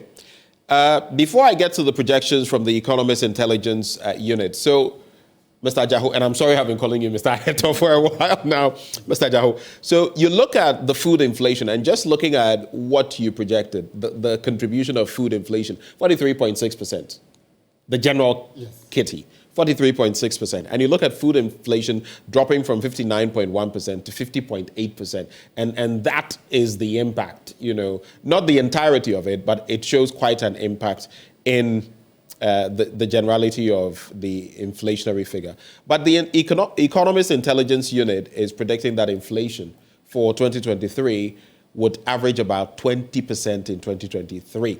And that's why I was finding out whether you had any projections as far as that was concerned. But the World Bank predicts, interestingly, that inflation in Ghana will stay above 50% in 2023. And which is the point of interest for both of you, Mr. Ajahu, together with Prof. 20% versus 50%. That is quite a gap. Economist Intelligence Unit, it will average 20%. World Bank, it will average 50% and above. So now we've come to 45%, and I'm just wondering, is it time yet to celebrate? Is it that it's decelerating now, but it could accelerate at a point and we could be back into the 50s? That's my question to both of you. It depends on what factors you are using for your forecast. Okay. So if you don't use all the factors in the basket to do your forecast, you are likely to have it wrong. Okay. So it depends on what the World Bank is using. Probably they're using, let's say, petrol. So if I look at what is happening at the global dynamics, they're likely to be here. If that changes, you're in trouble. And that's how we normally would take the generality in doing our computation. Right. It averages out. Prof, for you, what would be your response to that? Yes, I mean, it's the perspective and where both, what do we call it? Both units are looking at the economy from. I mean, when you talk about World Bank, they are looking at, the aggregation, how the economy will look like. I mean, going forward, taking into consideration our debt levels, how we service our debt level, taking into consideration, the macro indicators as expected. My Economic Intelligence Unit more or less comes to the level where they deal with micro information. And by so doing, they're able to detect, how the economy will build up, looking at the micro level information they have. But then I can tell you that if for nothing at all, inflation should be a par with Treasury bill rates. That's what I'm looking at. Okay. So in between the two projections, looking at 20% and then 50%, we are looking at maybe 30% thereabout, because Treasury bill rate is about 30% as we speak now. And every investor who is investing in government, instrument may want to see a positive real value of his investment. So government, policy is targeting inflation not above treasury bill rate. And that is what we should all look out for getting to the end of the year. Well, what would be your consideration? Because you know that we're entering a political year. And when that happens, as you well know, there's a lot of cost, there's a lot of spending. We may be pushing for an IMF program, which, according to some experts, we could get by the end of this quarter or within this quarter. But what do you think the impact of that would be when the political machine is set rolling? It always leads to a lot of spending in the system. What do you think that could do as far as inflation is concerned? The NDC has its primaries somewhere in May. Then in November, it is the MPP. That obviously would mean that there will be a pickup in spending. What could the impact of that be on inflation? I think we really have to be careful, and it will be tied to, the IMF program. IMF, program that we're trying to seek will not necessarily just bring money. The 3 billion we are targeting. There are some conditions that will limit the overspending that has been happening in election seasons. And so let's pray as Ghanaians that we get the IMF program. Especially getting to the end of the year, where we'll be building up into the next elections. And that will build up into, controlling inflation as well, together with the policies that has been rolled out, if we continue, especially on the non-food side. Because during the, elections, most of the things that, are consumed by political actors are imported. You look at things like cars that are imported to do campaign. You look the paraphernalia. And they go with fuel consumption as well. So effectively, and the movement of, our political actors around, the country, rallies here and there. And so obviously paraphernalia is being printed, and most of them are not printed here. They print them from China and all those. So if we get an IMF program, it will limit all this excessive, spending. Because remember, IMF is going to control our budget, a budget that will read, with a deficit of possibly zero financing, from the central bank. And then also a budget deficit of about 5% to your GDP, if we should go by the conditions they gave us the last time we visited the IMF. So let's pray as Ghanaians that we get a program, and the program will control some of these dynamics for us. To what extent do you feel it will curb spending? I think within this Fourth Republic, one of the periods within which we've seen Ghana going for an IMF program, and in an electoral year, from the start of or the end of one year into the electoral year, and that was before the 2016 elections. I think around 2015 to 2016, we're able to do something interesting there. But usually you would realize that even with a program going on, electoral spending is high. So I do have to ask, apart from the dynamics you've stated, to what extent do you feel it could curb spending from now till end of 2024? Yeah, for now, we are only anticipating. The money is not even there to spend as we speak. And I can tell you that the execution of 2023 budget is even struggling. When it comes to revenue generation and expenditure lines that were, line up. So it has started now. And I can tell you that the momentum will continue to get into the elections. Interesting points made. Let's now look at the regional impact, the regional breakdown of all of this. Like you mentioned, there are certain dynamics in Accra. Of course, there's a concentrated population here, though the Ashanti region, if I'm not mistaken, has a bigger population. But this is the capital. Most of and that's another problem, ministries, departments, agencies, practically everything is centered in Accra. So there's a concentration here on various levels. But when you look at the breakdown now, 31.5% for Greater Accra in terms of the regional shares of inflation. Then the Ashanti region, interesting, 17.5%, or just about half of what you're seeing in Accra. And then it goes all the way down to the Northeast region with the least 0.7%. What went into these dynamics, and why these figures that we are seeing currently? So if you look at the results, you realize that Western North recorded the highest inflation, and Volta region recorded the lowest. The lowest. However, if we take the 45 national figure and you say, with these figures that the individual regions, recorded, what is its contribution, its share in the 45? And that's what you've just mentioned. Okay. And so because Accra has a bigger weight, we take the weight of the region in computing the share. So Accra and Ashanti... So Accra basically contributes a higher quota. Exactly. Okay. To the inflation. But you see, Prof said something I want to...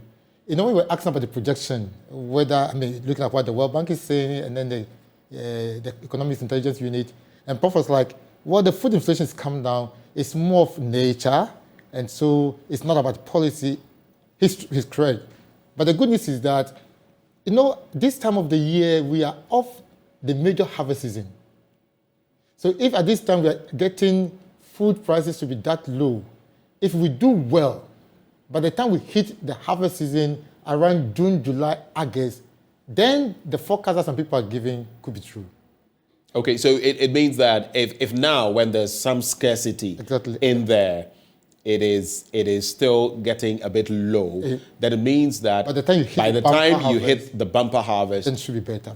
It would be even better. Yes. So prices of, like you can see in your shot, plantain, cassava, these are staples that people use for their fufu and everything else. So if the seasonality effect is overcome, then we could look at even better results when it comes to inflation. Because food also contributes such a great percentage to the overall figure. That's correct. But I'll quickly add that provided we do not have other economic policies that wins off the benefits.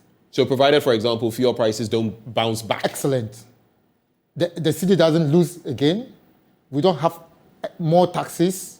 Then we could be going there. So or other global dynamics like we experience COVID and they say the Russia-Ukraine war. So if all this God forbid another pandemic comes, because then that one, I don't know what else. But today we hear some... because every day we're being told COVID and Russia, Ukraine. If another one comes, then this morning you're reporting that there's some intercontinental ballistic missiles being fired. So we pray those ones don't come again so then we can concentrate on what we can do locally to control inflation. Okay, but generally the effect, so the spread across the regions, any major changes in there? Are there any major changes? Yeah, I think we are seeing some interesting trend. In the past, it used to be the northern regions that were having, upper west, northern, upper east, northeast. But this time it's coming down to the mid portion and then the coast. So it means somehow either food is not being made available to the northern regions, which is good news, if that's the case. But then we should also be looking at the middle belt. The forest belt. You just said something. Either food is not being made available. No, it's being made available. Yeah, because now they're having good results. Okay. So which is good news. But now we should look at the middle belt from Western North through Ashanti to Eastern region and look at what is happening there. It could not be that things are very expensive, but probably the rate at which they are changing is a problem.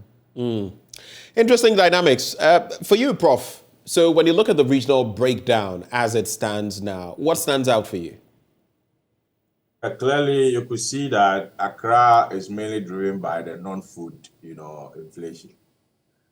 Because, our activities in Accra, the way we move is mainly fueled by, petrol prices. And so it is expected. And if Accra is recording, the highest inflation, I'm not surprised at all. Okay. I'm not surprised, yes.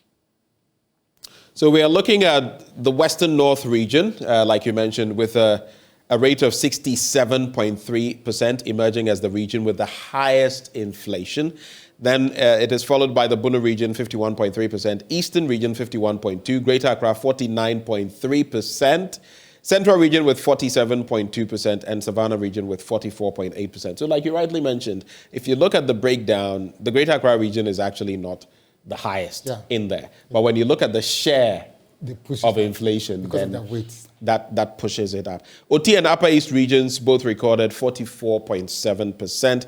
And then we have the Upper West with 43.2%, Northeast with 43%. That's just a shade off. Bono East with 42.4%, Northern region 41.7%, Ahafo 38.7%, Ashanti 36.5%. That's interesting where the Ashanti region actually is by way of inflation. It's always been said that they are far cheaper than Accra. And in this latest dynamic, I don't know whether that is actually playing. Let me take this opportunity to make this correction. The fact that they are recording that high inflation doesn't necessarily mean that... Or that low. That low inflation. Doesn't necessarily mean that it's expensive in there.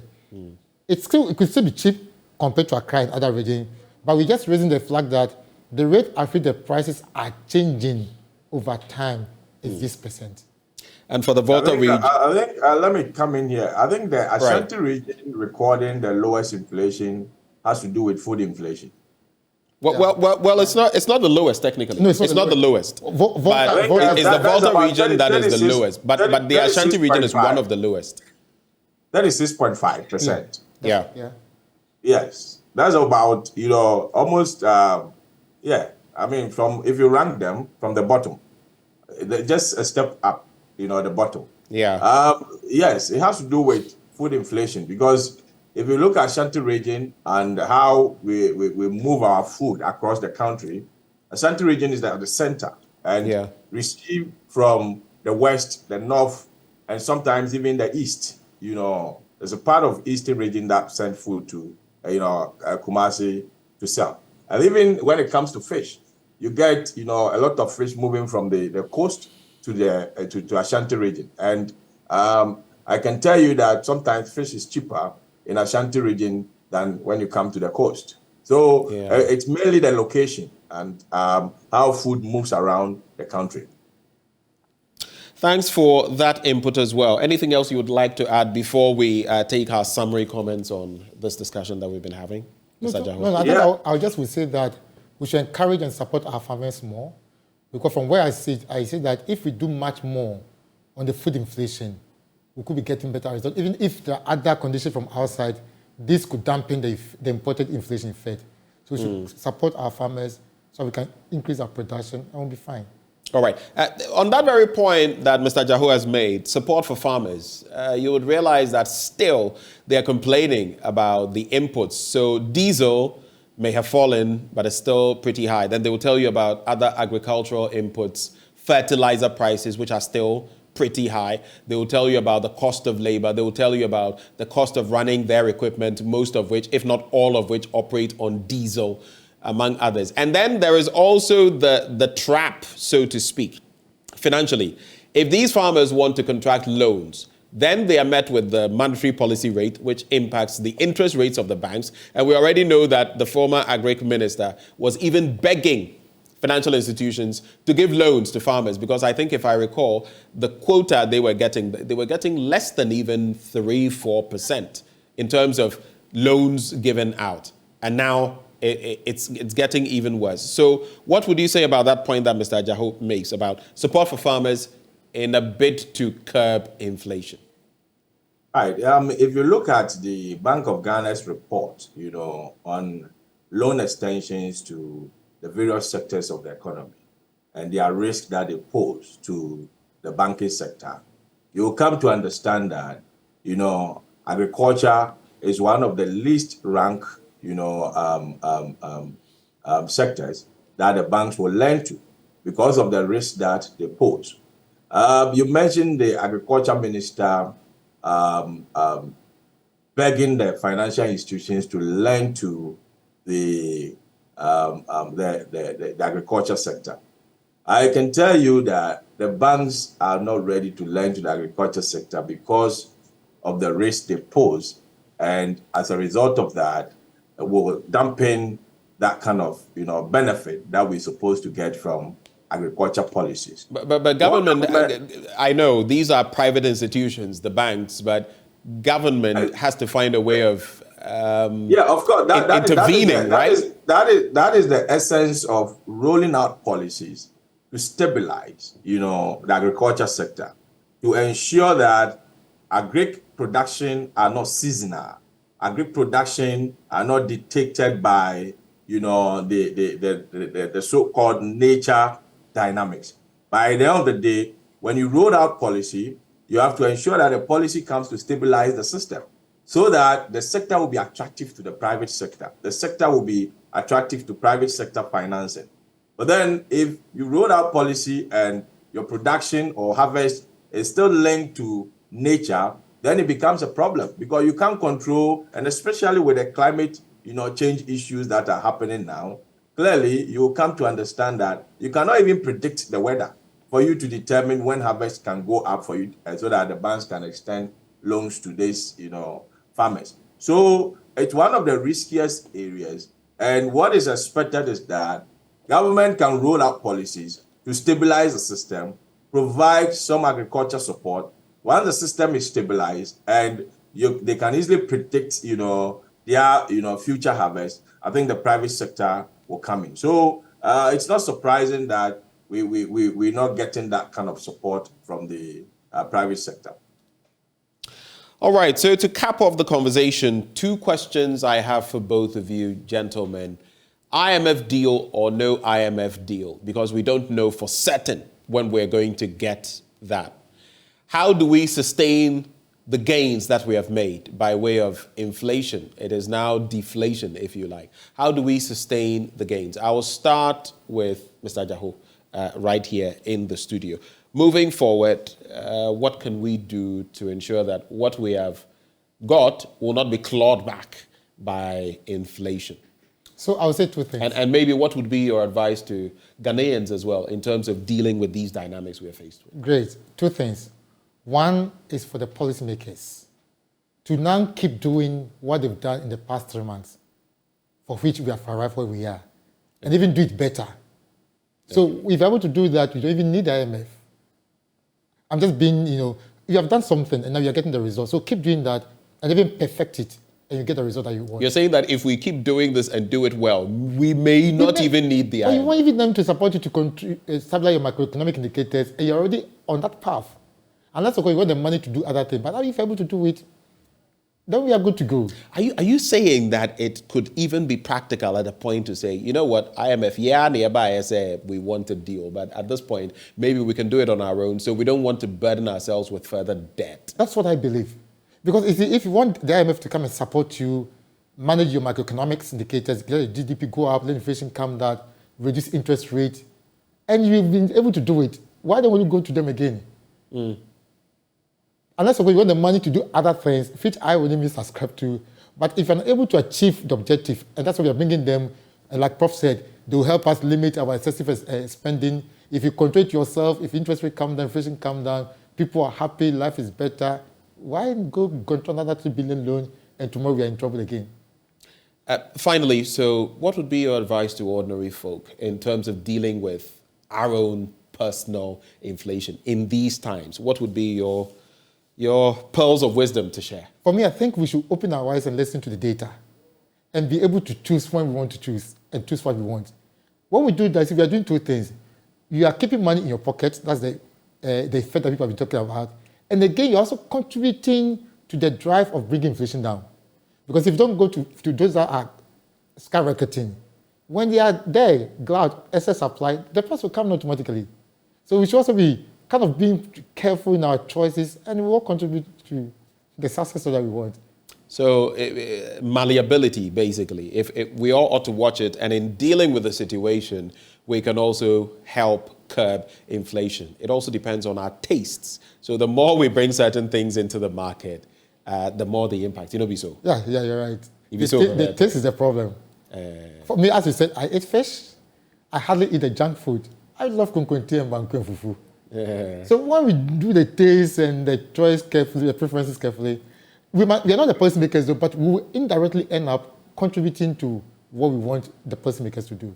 Balancing act. For you, Prof, so sustaining the gains. And Mr. Jaho has said that, look, if we get the things, the dynamics that we're doing, it said that you don't change a winning team. So if you're doing something and it's working, you don't change your strategy unless the dynamics change, far and large. What do you agree with him that, look, if we're able to do this, we may not even need to bother the IMF? Of course, the very things, in a way, the very things we are seeking to gain, if you're already getting them, then what's your take?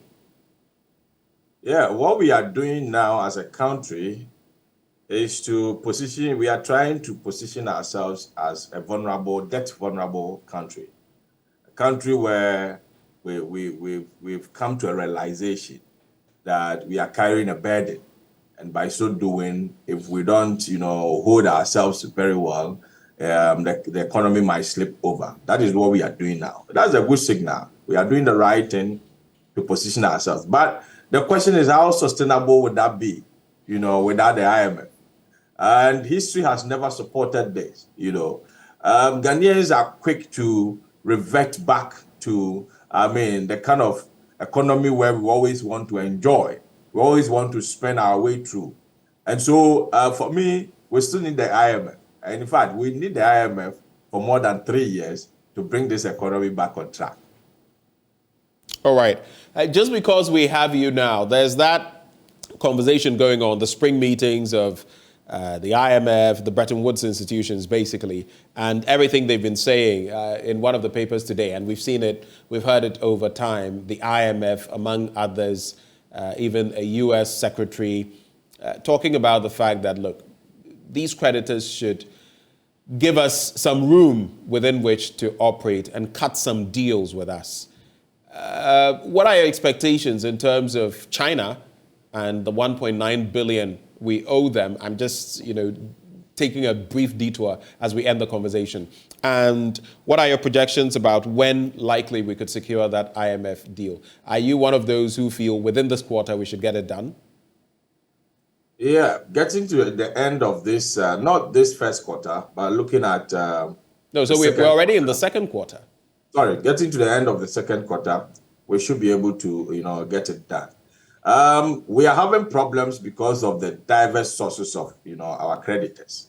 That is why we're having these problems. And I'm looking at a spring meeting as a one-stop shop where all the creditors are coming together to be on a table for Ghana to lay it bare, to them that this is our economic situation. At the end of the day, if you don't restructure our debt for us, we might be in a dire state, and therefore you may be even losing your money as a result of that. So you may have to come to the table for us to have a convergent point when it comes to the debt restructure. So for me, I think the spring meeting provides us that kind of a level playing field where we can take advantage of to meet all our creditors, at a time.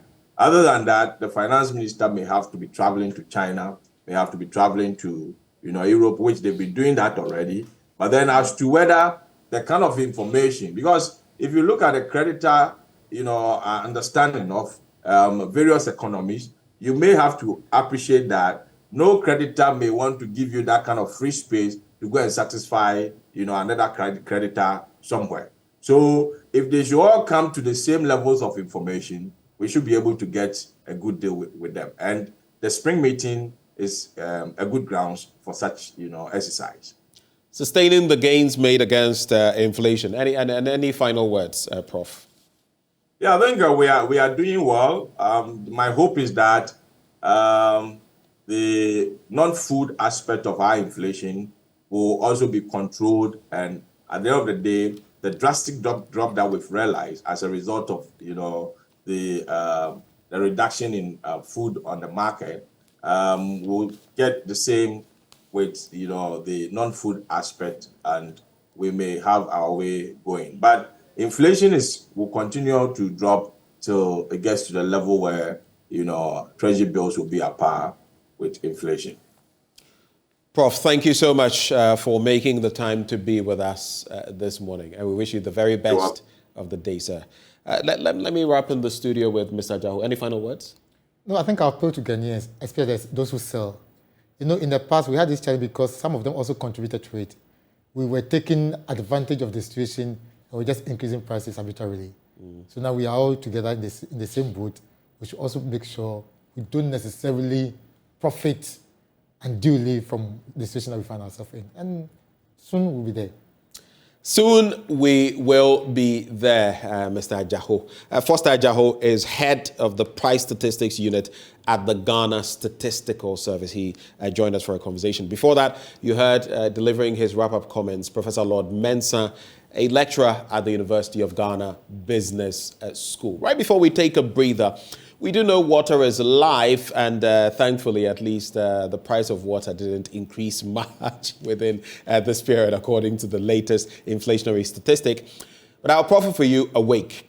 Awake is premium purified water treated through a strict purification process to ensure that every bottle on the market refreshes you better. And they have the perfect sizes for everybody. If the children are going to school, the 330 ml bottles are ideal for them. 500 ml bottles as well if you are, an average drinker. 750 milliliters if you want to drink more. And for those who always want a lot more, 1.5 liters. But if you're thinking of something bigger for your office, for your home, then you can contemplate their 19-liter jar bottles. They are big enough to service your office or your home for quite a period of time.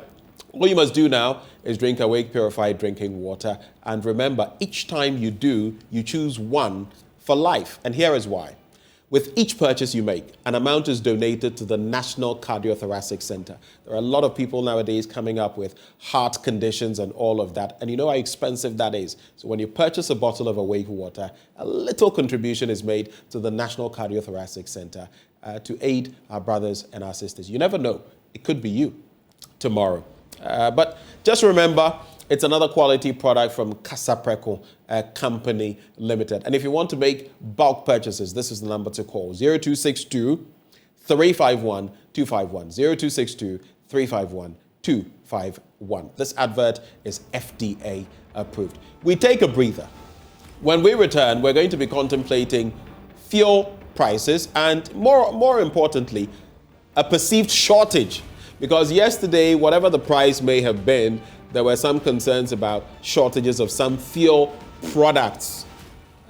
Super or the petrol was not available in some places. Goil, the state oil company, came out with a release on that. Some places had them, others didn't. What happened? We'll bring you details of that after the break. Do stay. JoyNews' checks at 4 Goil stations along the Odoko-Kaneshi Road reveals shortage of super at all 4 stations. Although 2 stations at Odoko have both super and diesel shortage, Goil at Atiko Malam Junction and Malam Market both have diesel, but no super. The situation appears to be an only Goil problem because other OMCs along the stretch have fuel. Executive Secretary of COPEC, Duncan Amwa, explains why.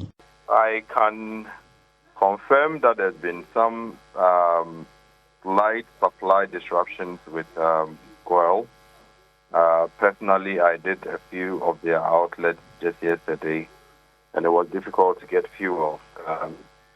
We have to probe and ask a few questions, what probably could be accounting for, on the back of the fact that we had earlier made a prediction that the second window for April is likely to see fuel prices go up. We were thinking that it was simply the issue of hoarding, where dealers were not willing to put products at the forecourt because they anticipate a price adjustment upwards. But when we checked, it was just simply because they were not able to get the sort of product that they do supply on a regular to some of their outlets, and that has led to the no fuel sign at a lot of the forecourts, where in some cases you may be lucky to get diesel but no petrol. In other cases, you don't even get the 2 products altogether. Are you expecting that it gets worse, spreading to other parts of the country in the coming days? Well, it is likely they would be able to stem the tide. If you look at that, they have been able to discharge per hour checks some 26 million liters of the specific fuel that they put out on the market just last night. It is expected that they will be able to ease the shortage situation across pumps across the country, but that might take a couple of days, even up to a week, to be able to rectify. Which means that the shortage is limited to oil and Goil, not the other fuel OMCs. For now, I can confirm a lot of the other OMCs have products. Goil is just trying to be specific with themselves, and for which reason most people will be turned back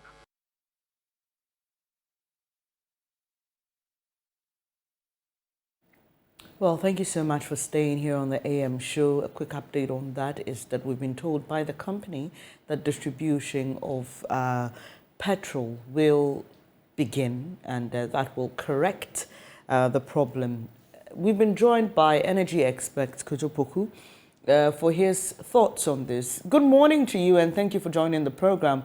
So we heard from the COPEC boss. He believes that this has been caused by the gold for oil exchange program. What is your understanding of the situation? Well, let me correct that. Duncan has not said that the shortages have been caused by gold for oil. I listened to the interview and I've monitored all his interviews. The shortage is purely peculiar to Guel. Guel is having a shortage because they have not received the RON 95 that they were scheduled to receive over the Easter period. You know, it's not that the ship was not here. You know, let me explain something to your listeners. There's something called a laycan, which is the queue by which all tankers come in and offload products at our port. Now, there was a ship loaded with RON 95 PMS, which is petrol, to be offloaded. And you remember that the government has also bought crude oil that they were supposed to offload for VRA during the Abuaze Ghana gas shutdown. So they needed to now stop the other tankers, which had the RON 95 products offloading, and offload the crude oil for VRA, so me and you can have light. Now, when these big tankers are offloading, it takes a bit of time. So that is what has caused the tanker which came in with the RON 95 offloading later than it should have. If it wasn't that had happened, me and you would not have seen this problem that Guel has. So it's a peculiar problem just with Guel, because there is a lot of EMS in the system, but it's RON 91. Guel, their Efimat, they sell RON 95. So they have just taken delivery now over the last couple of days of the RON 95, and by maybe today, tomorrow, this shortage issue will go away. So, Mr. Kojo Poku, fair enough. We're getting different explanations to what we are recording at Guel, but for you, what do you think the company should have done? Because this sends different signals to consumers and to other people who rely on them. I have experienced since last week, the middle of last week, people, you know, driving up to some Guel fuel stations and being told, we don't have anything for you, move away. How should the company have communicated this to the consumers to avoid all the speculations and whatnot? Let me reiterate. Everybody has given the media the same explanation. It is a shortage of RON 95. Nobody has given different explanations. But let me move on to the question you just asked. Look, Guel is not the only filling station in the country. If you only buy from Guel, then that's your priority, okay? If Guel has put out a statement, and I've seen a statement from Guel, I think as of yesterday, that they have short their fuel because of the supply of the RON 95 petrol that they received. Now, bear in mind, we are coming out of a very lengthy holiday. Businesses close at Thursday and open as a Tuesday. So within that period, Guel as a company was not working. So if these shortages happen at the forecourt, it will only get to them by the Tuesday when they get back to work. Okay? And that is when I have explained what has caused that problem, which is the tanker which was to offload their petrol was basically asked to step aside and let the crude oil tanker offload for VRA. So it is not something that they could have done anything about it during the holiday period that we had. And now that the problem has now been made public, they have issued a statement as of yesterday. So I think yesterday being Tuesday... But my question is, why did the company have to wait for it to come through the media before releasing a response? You serve a certain group of people who come to you for a service. And so if there's a distribution disruption or a supply disruption, isn't it just, you know, proper that you do that first? Right, we're having a shortage countrywide. It's not all Guel filling stations that don't have fuel. Some don't, some do. Other filling stations do that. And we haven't said that it is all Guel stations. And I just spoke to my colleague who did that interview with Duncan Amoah, and he says that the explanation on the disruptions caused by the Gold for Oil program was a general reaction to what is happening generally within the markets and not specifically to the oil issue. But my question is, this is fuel that people rely on heavily, okay? And in some jurisdictions that I have been to, many of the oil stations that didn't have any RON 95 at all. And so, I mean, I just want to believe that the company should have been more proactive, or? During the Easter holiday, or proactive after they came back to work. We issued a statement yesterday, and I think that's proactive enough. We came back to work on Tuesday, and on Wednesday, when they noticed that problem, Goel has issued a statement yesterday. So I think that's proactive enough. I don't know if we wanted a statement on the Easter Monday. I experienced this way before Easter Monday, Mr. Poku. Well, it came, from what I understand, it came to the company's notice after they resumed from the Easter break. So if it was before, they only, from my explanation, from my information, that problem now came to them by the time that they came back from the Easter holiday. But I'm not here to hold you for well. Well, I'm saying that, look, we should stop this obsession with just trying to buy fuel from just one filling station. There is a ton of filling stations around the country. You can't get fuel from Guelph, buy from another person. Why do we have to insist on buying from Guelph? Well, because, well, Mr. Poku, I mean, it's every consumer has a reason they buy from a certain marketer, right? And all these fuel stations are marketing their products to us and telling us the benefits of using those products. So if I choose one over the other, I mean, that's the joy I have as a consumer for having multiple options, isn't it?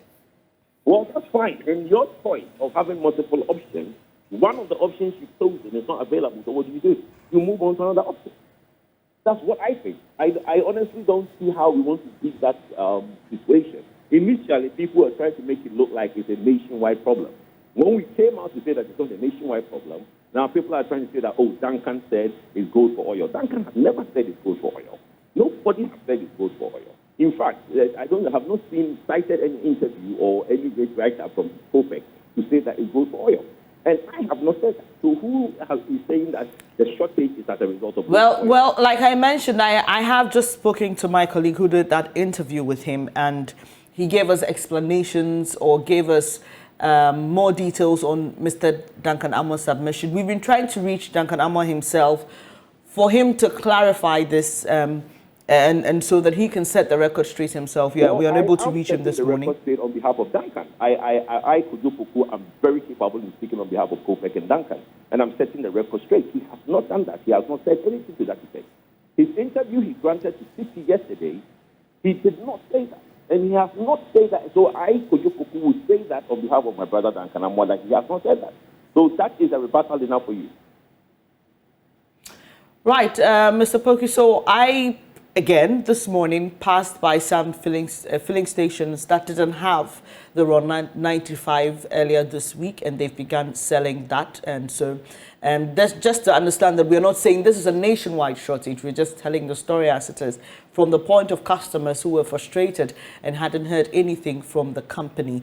But we'll leave it here. Thank you so much for your time this morning. Hopefully we'll be able to get Mr. Duncan Amoah again for him to tell us exactly what he meant when he mentioned the gold for oil policy to my colleague in his interaction on this shortage matter. But I appreciate your time here this morning. Kojo Poku is energy expert, just sharing his understanding with us on what's happening at some oil filling stations in the country. Much later on the program, we'll be letting you in, share your experience with us, and let us know if you've been able to access fuel since the company says the distribution has begun to deal with the deficit. We'll be back for more here on the AM show. Do stay. The International Finance Corporation is a private sector arm of the World Bank Group, supporting financial institutions and all kinds of businesses. I have the senior country manager for Ghana, Guinea, Togo, Benin. He would be helping me delve into a number of issues confronting the private sector, I mean businesses in the country. He's in the person of Carl Kelhofer. So I just want to look at the role IFC is playing, a time where assessing credit in our part of the world is very, very critical. What is the role is IFC playing this time? Well, we're trying to keep the engine of the economy moving forward. You know, here in Ghana, actually, you have many facets of the economy that are still working quite well. Okay, the export, manufacturing, agriculture, etc. And so we're keen on supporting these sectors in this current environment to help continue job creation and poverty alleviation. Now, let's also look at this. There are a lot of concern with respect to small businesses in our part of the world. Financing, even when it comes to advisory services, some of these small businesses are saying it's quite hard to come by one. I don't know, how is the monitoring like from your end, the institutions you invest into? It's not like that just in Ghana. It's like that in every market that we exist in. That small and medium-sized enterprises sometimes do find it more difficult to access to finance, to access services, to access partners, to access markets. And so we're keen on working with them to help get better at those attributes, but at the same time to do top-down, to help some local aggregators, whether they're financial institutions or agricultural processors or manufacturers that have linkages to these SMEs, help them develop and flourish here too, to help enable those small and medium enterprises connect to those larger aggregators. Now, let's move a bit to the IMF program for Ghana. We understand your sister group, that is the World Bank Group, is in a way part of this whole program. I just want to know, is IFC playing any role in this? And if yes, what is it? Look, the IMF and the World Bank operate separately from us on this. That's a sovereign discussion. We are keen working with what's out there currently and hopefully going forward if and when an IMF agreement comes into place. So we are active here in Ghana. In fact, we've been adding staff over the last year. We've been trying to do more projects, but in sectors that are actually improving to be resilient or even flourishing in this current global economy. For instance, things like manufacturing, agriculture, things like the DTRT factory that we're going to see shortly, where we're creating thousands of jobs that didn't exist 2-3 years ago. And remember, if you create 5,000 jobs in a manufacturing enterprise, that's like creating 500 SMEs with stable, safe, reliable, foreign currency earning employment for Ghana. Talking about DTRT, I've been quite following what's happening there. But some are saying, yes, it appears we do more of the exploitation than keeping some of the staff in Ghana. Are there plans to also have some in Ghana? More DTRTs? Yeah. Well, we're very keen on trying to do more DTRTs. Personally, I lived here and I worked here 15 years ago, 2006, 2010. And we were trying to support DTRTs back then in the apparel market. But quite frankly, you needed a critical confluence of global competitiveness, reliable power, good infrastructure like seaports, market access, things like AGOA, and good trade routes, and competitive workforce and stability. Other markets historically 20, 30, 40 years ago, like Vietnam, like China, like Cambodia, had these attributes. So IFC, we've been active in these markets around the world, like Vietnam, like Cambodia, and like Bangladesh, in this apparel sector. But today, we're seeing these existing markets in Asia, they're actually getting too crowded, and then there's not enough, there's more need than there are jobs available. And we're seeing the infrastructure here in Ghana is actually better than it was 10, 15, 20 years ago with regards to a very efficient deep sea port in Tema, reliable power, water, competitive labor force, history of political stability and safety, market access through AGOA, proximity to supply chain that we learned ever important during COVID. And so now there's a unique opportunity that didn't exist 15, 20 years ago for the DTRTs to bring more and better jobs to Ghana. Now, what is the missing link? Why are we still finding ourselves in this situation? Not just Ghana, though, but what is the missing link?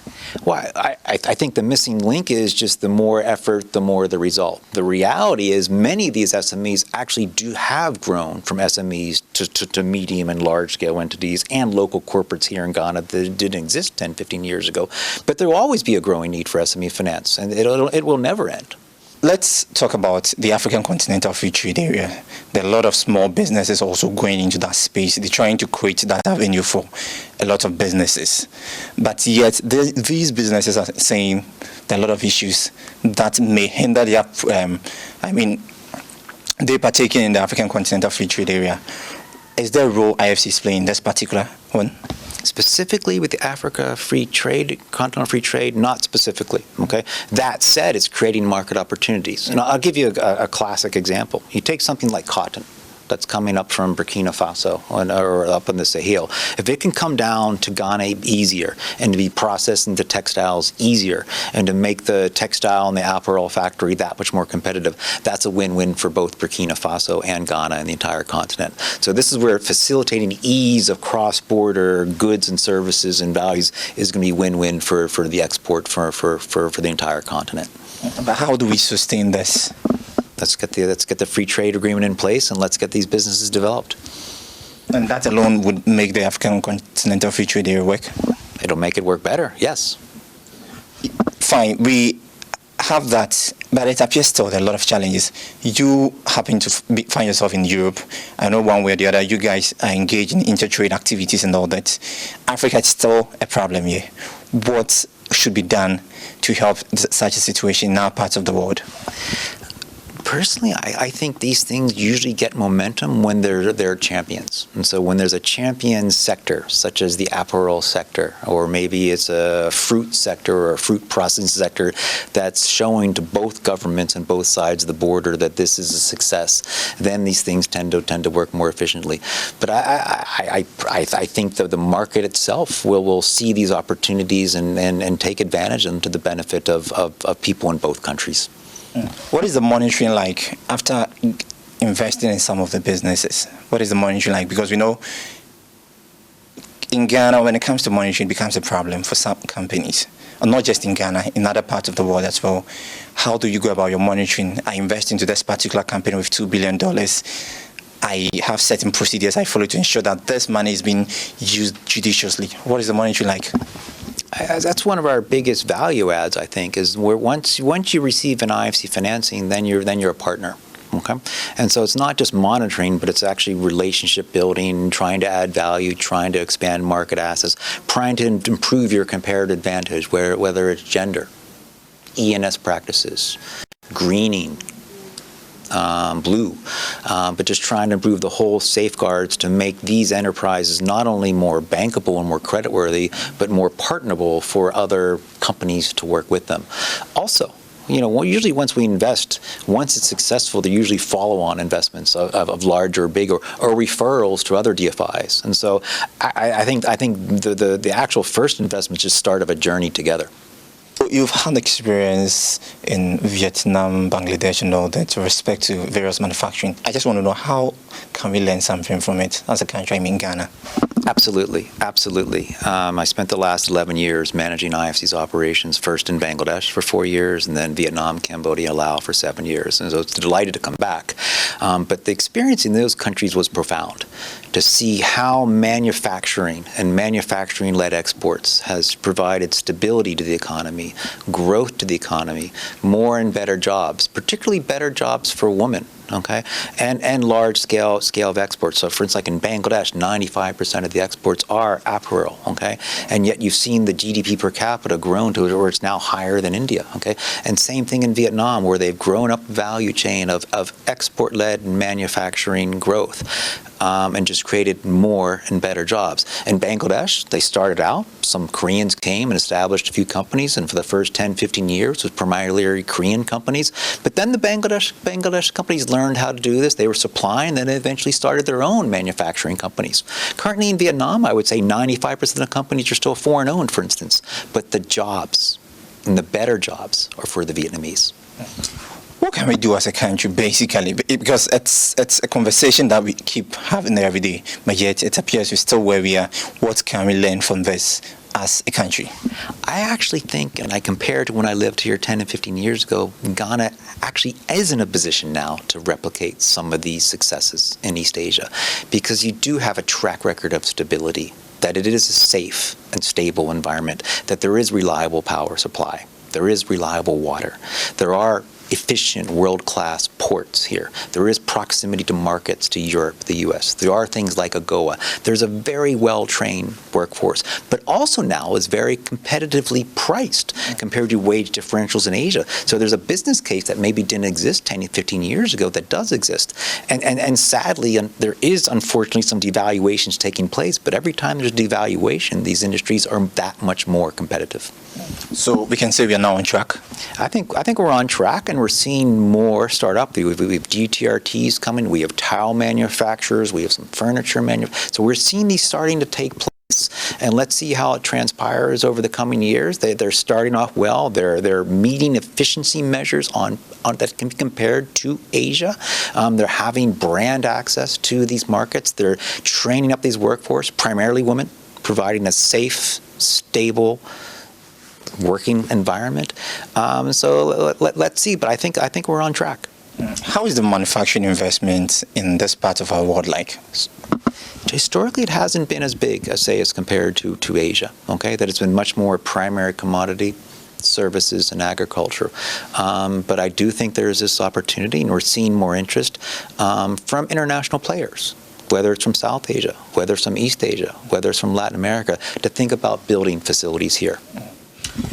Within the last few months, we've seen a lot of problems with respect to our economy as a country. We've seen at a point the CD depreciate. We've also seen fuel prices on the hike and all that.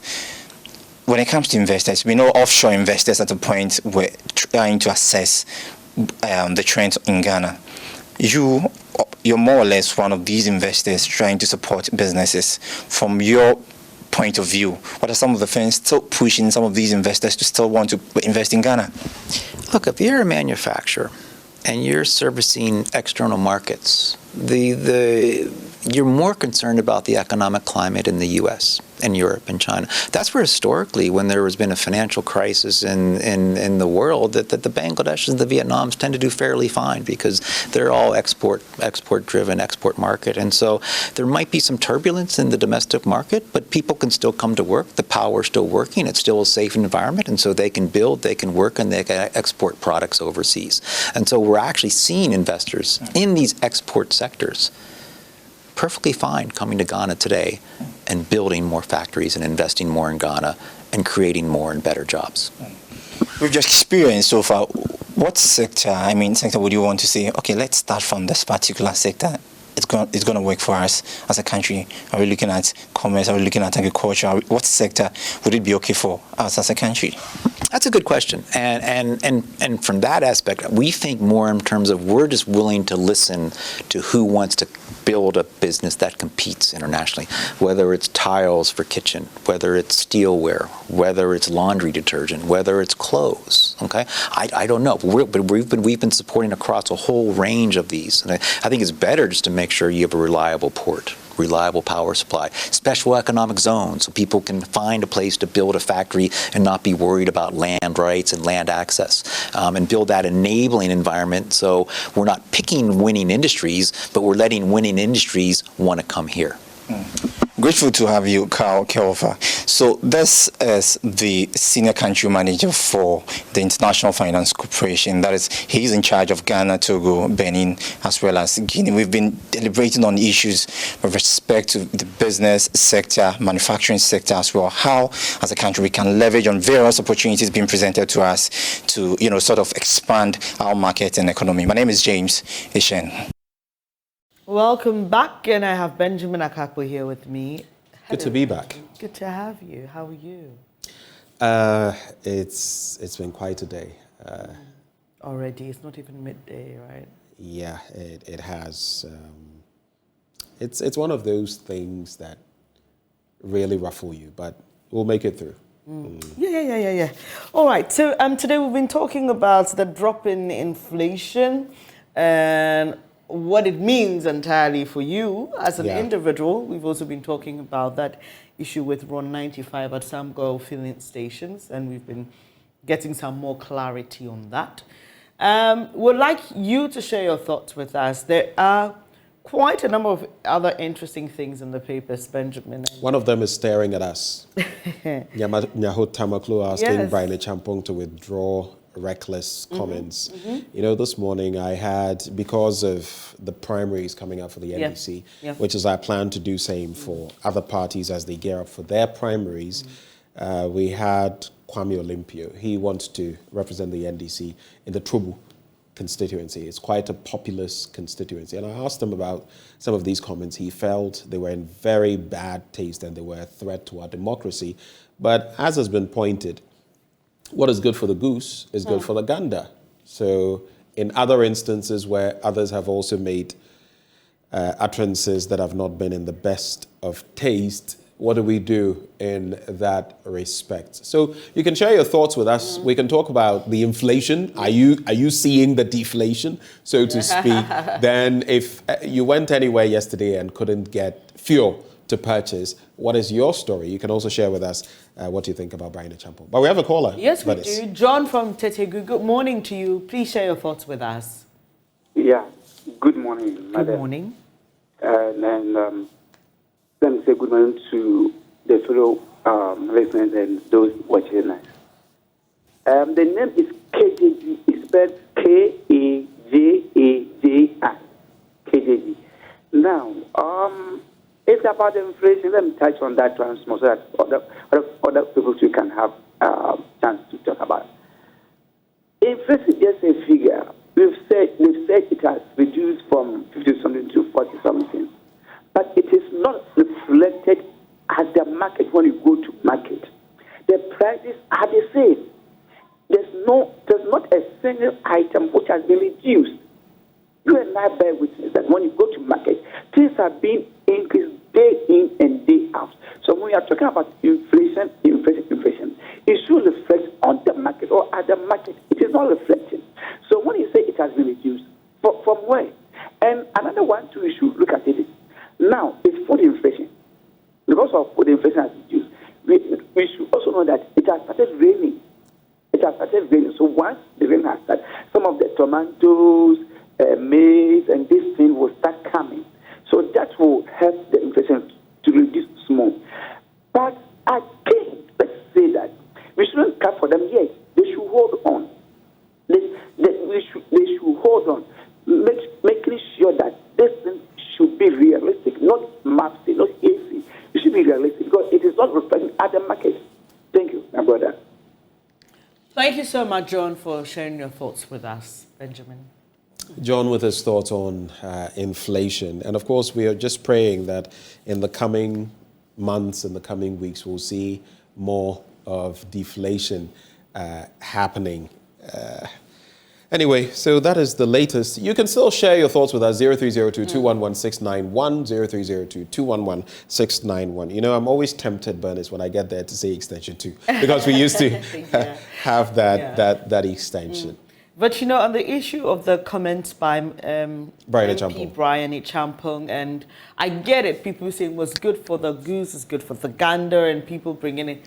Look, Benjamin, we moved from point A to point B. Someone did something, we condemned it. That should end it, shouldn't it? Why do you want to continue on that same tangent? And the former president has now had to come out and say the do or die thing did not mean butchering or anything. Sometimes the wording too, because I feel even using the word butcher or butchering still puts it in a certain light. And the other thing for me, but he's basically saying that there was no intent there to sow the seed of violence. What I feel though is that our political actors, if you don't mean something, don't even hint at it or intimate it, because you see that from both sides there have been very reckless comments. In the end, you know what the story is: when two elephants fight, it's the grass that suffers. And I keep saying that these two political parties should watch it so that they don't spark anything that all of us would regret. My humble opinion, and talking about if you don't mean something, don't say it, is that these people must be managed by professionals. Okay, Benjamin, communication is an art. There are people who go to school for 4 years, for 8 years, just to study the art of communication. And I have always said, and you know, sometimes you even hear Mr. Freddie Blay, for example, you know, when the buses, they were Akakpo Didi and all those kind of things that very reckless statements that have been passed in the past. You hear it as a citizen and you feel like, wow, do these people feel what we feel? Do they understand what we're going through? And I have always said, I mean, take some of the statements you hear on the floor of Parliament, for example. You ask yourself, are these people being managed? Are they being taught how to communicate and what to communicate? You get my point. So I agree with you. We must begin to manage these people who hope to be presidents again, or are now hoping to be presidents, or whoever is at the helm of Look, even members of parliament, you remember the hoisting of placards, and one thing I felt was quite a low, bloody widow. Yeah. I only have to repeat it so you know exactly what I'm referencing. Terrible. Someone who had lost her. I mean, it's... We go too low when it comes to politics, way too low. Well, Daniel is joining us. Hello, Daniel, let's hear you, please. Yeah, morning. Good morning. And I think you need to correct or educate the listeners on this.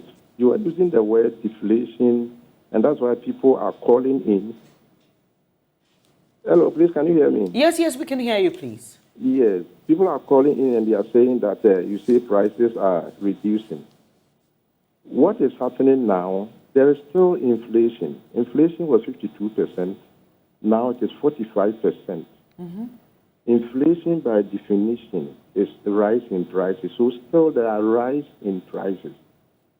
But whilst it used to rise by 52.8%, now the increment is 45%. Exactly.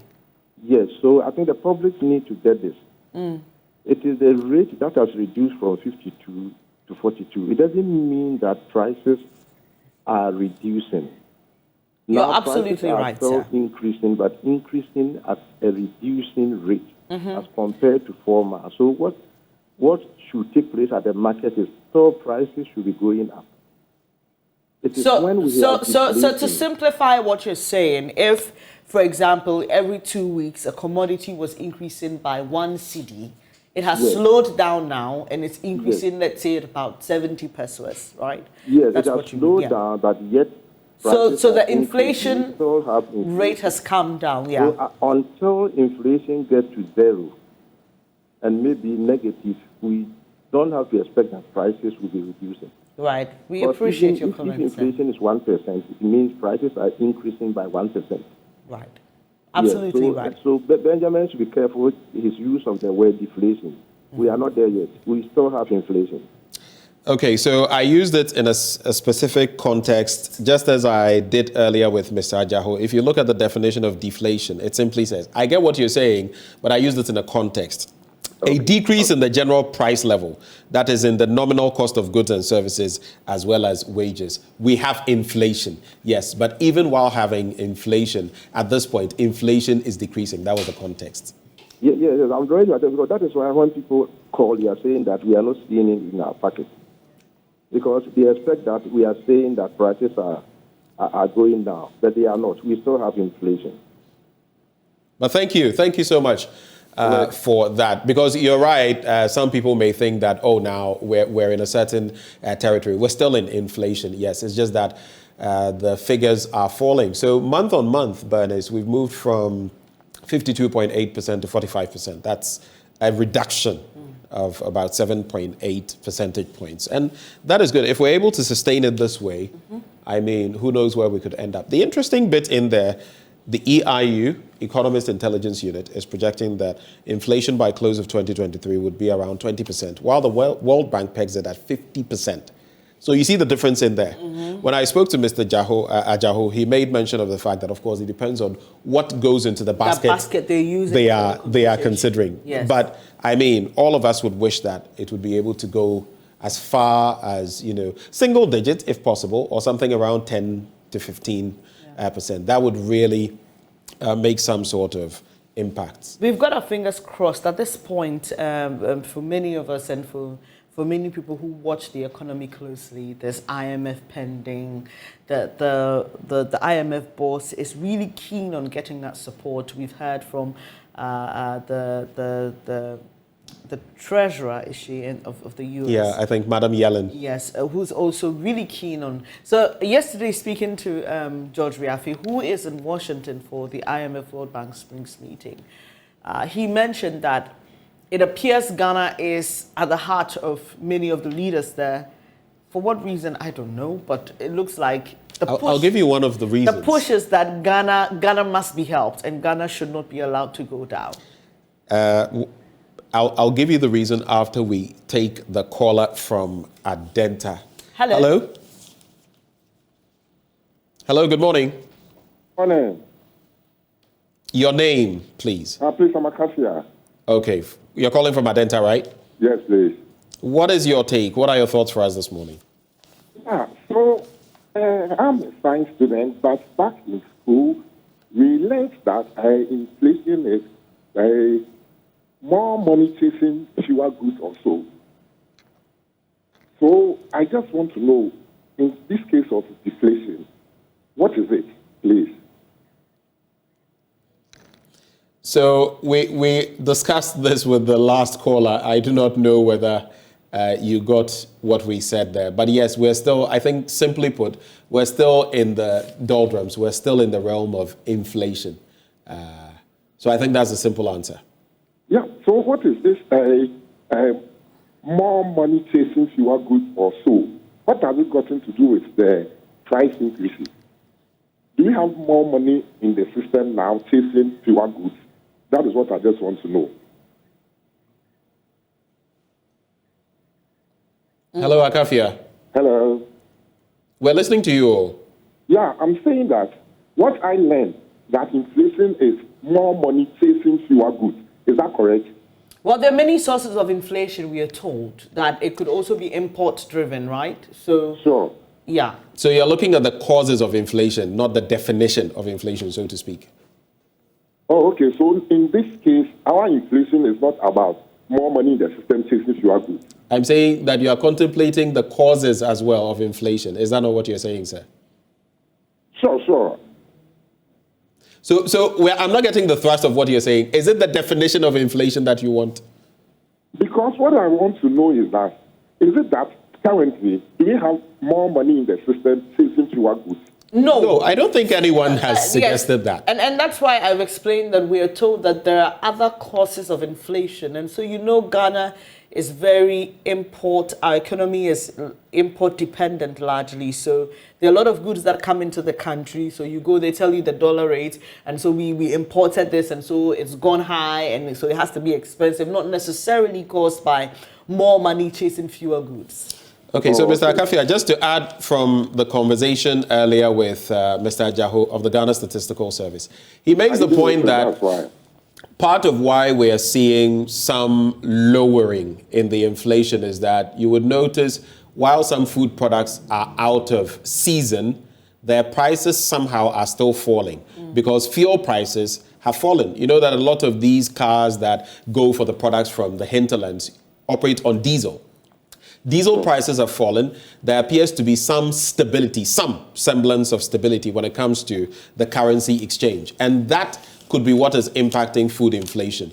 Now, notice that food inflation, for what he told me, contributes about, 43.6% or so. So that already is very high in the basket that the Ghana Statistical Service uses.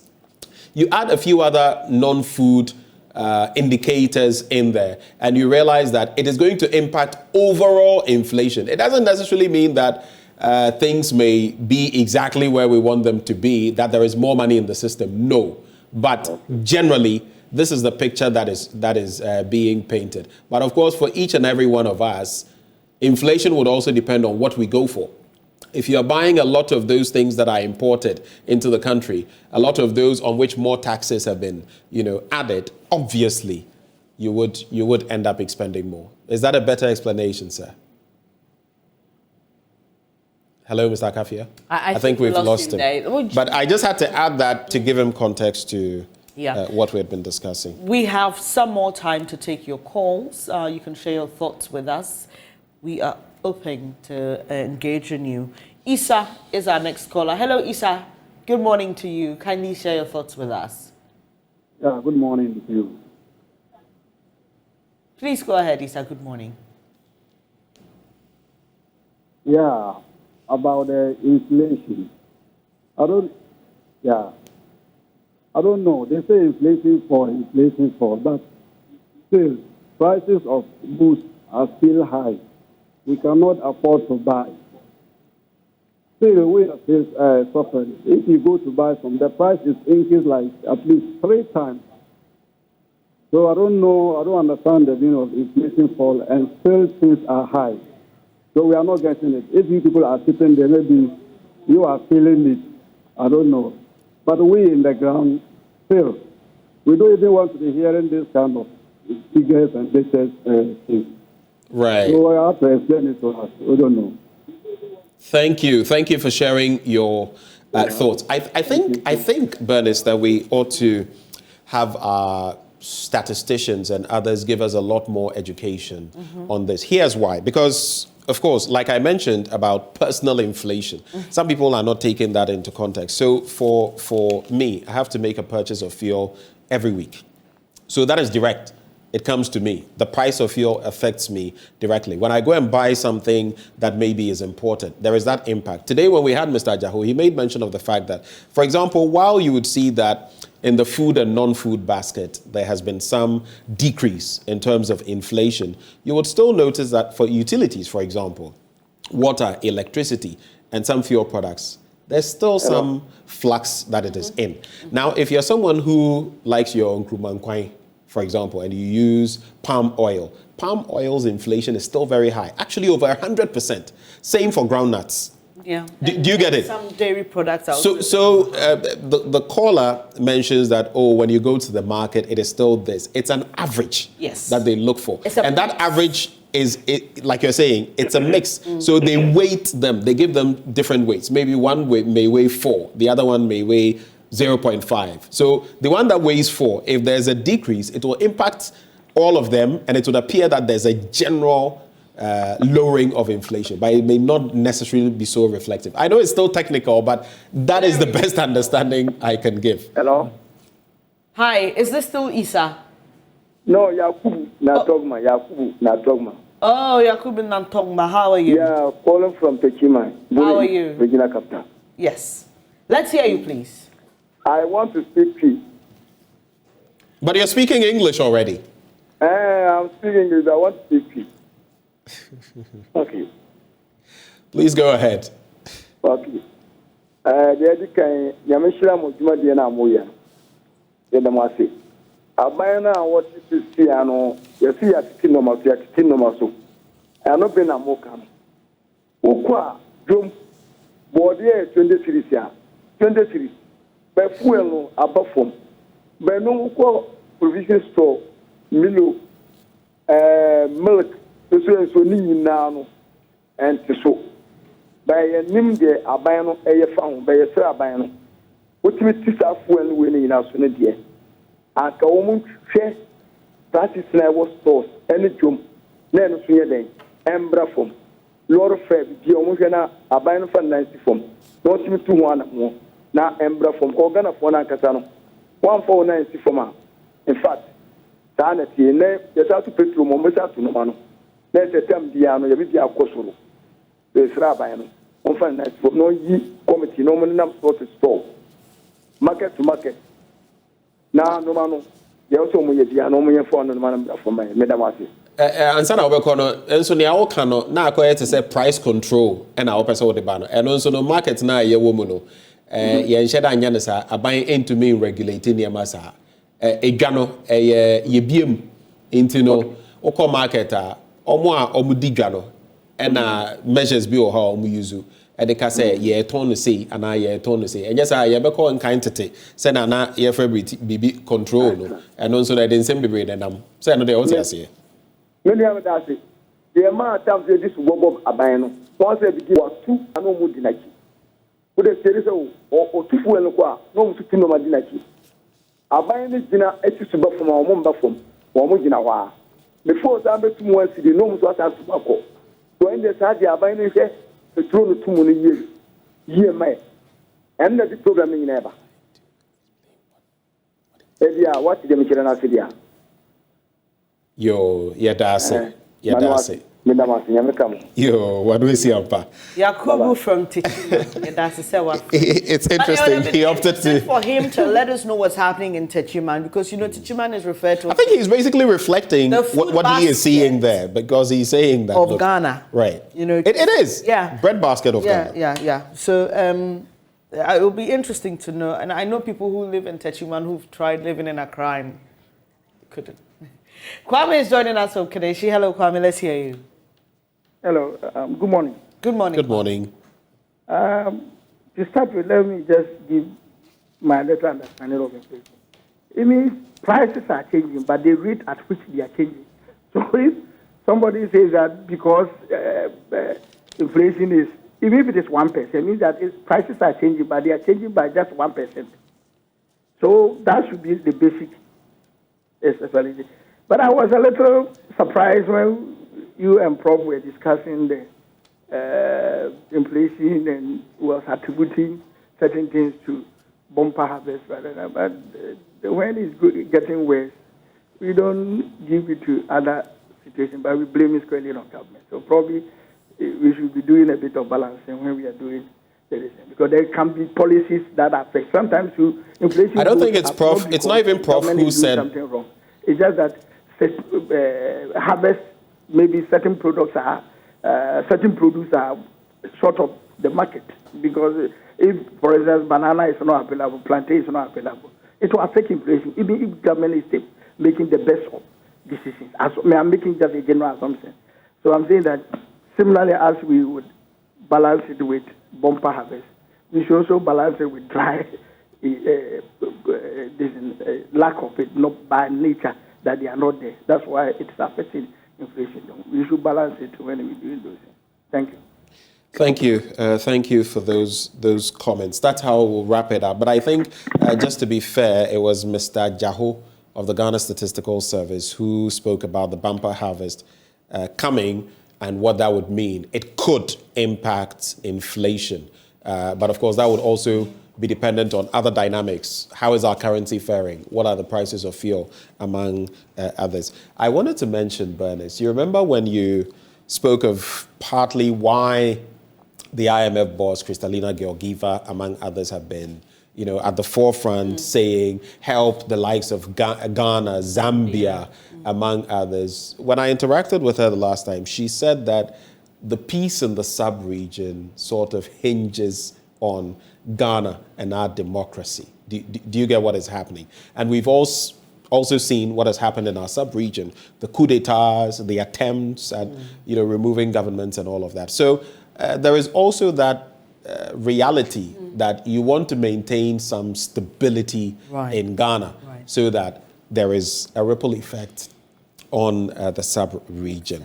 Makes sense. But some are also trying to draw the visit of the U.S. Vice President and how U.S. is even interested in all of our politics. There's a lot of geopolitics in that. You know how for them, in terms of the presence, the footprint of China and Russia here, in terms of losing a foothold, in terms of other agenda that may be had. That one, I'll leave it to discerning Ghanaians to deliberate on it. Right. I have a birthday wish. Oh, you do? Please go ahead. So this one came through from someone who's been here with us, but she sends this. She says, belated birthday wishes to my son, David Brittany Amatego of Living Streams International Church. May God Almighty favor you, show you mercy, and be the shining star that you are meant to be. Love you so much from your mother, Ajwa Amatego. And our very own Beryl sent that in there. So happy birthday to you. Belated birthday wishes to David Brittany Amatego. I like the name. Brittany Amatego. One of these days you should explore names, from different parts of the country. From different parts of the country. I know somebody who wants to give their child a name from every region they represent. I said, wow. That would be very, very interesting. So a little Eba here, a little Fanti here. Wouldn't be bad. A little Akakpo here. If your parentage is, for example, Fanti and maybe North north, you would want to, do some. What are you trying to say? Atiyewen or something in there. I see where you're going. Anyway, thank you so much for your company today. We are grateful that you joined us today for this show. And, well, up next is News Desk. But we will be back, God willing, tomorrow for another edition of the AM show. But we put you at the heart of everything we deliberate on. Don't forget to stay interactive with us. JoyNews on TV, on Facebook, and Twitter. We are very interactive there. Drop us a message, and our team, our social media team, will do well to reach out to you. But for now, from Benjamin and I, it's goodbye.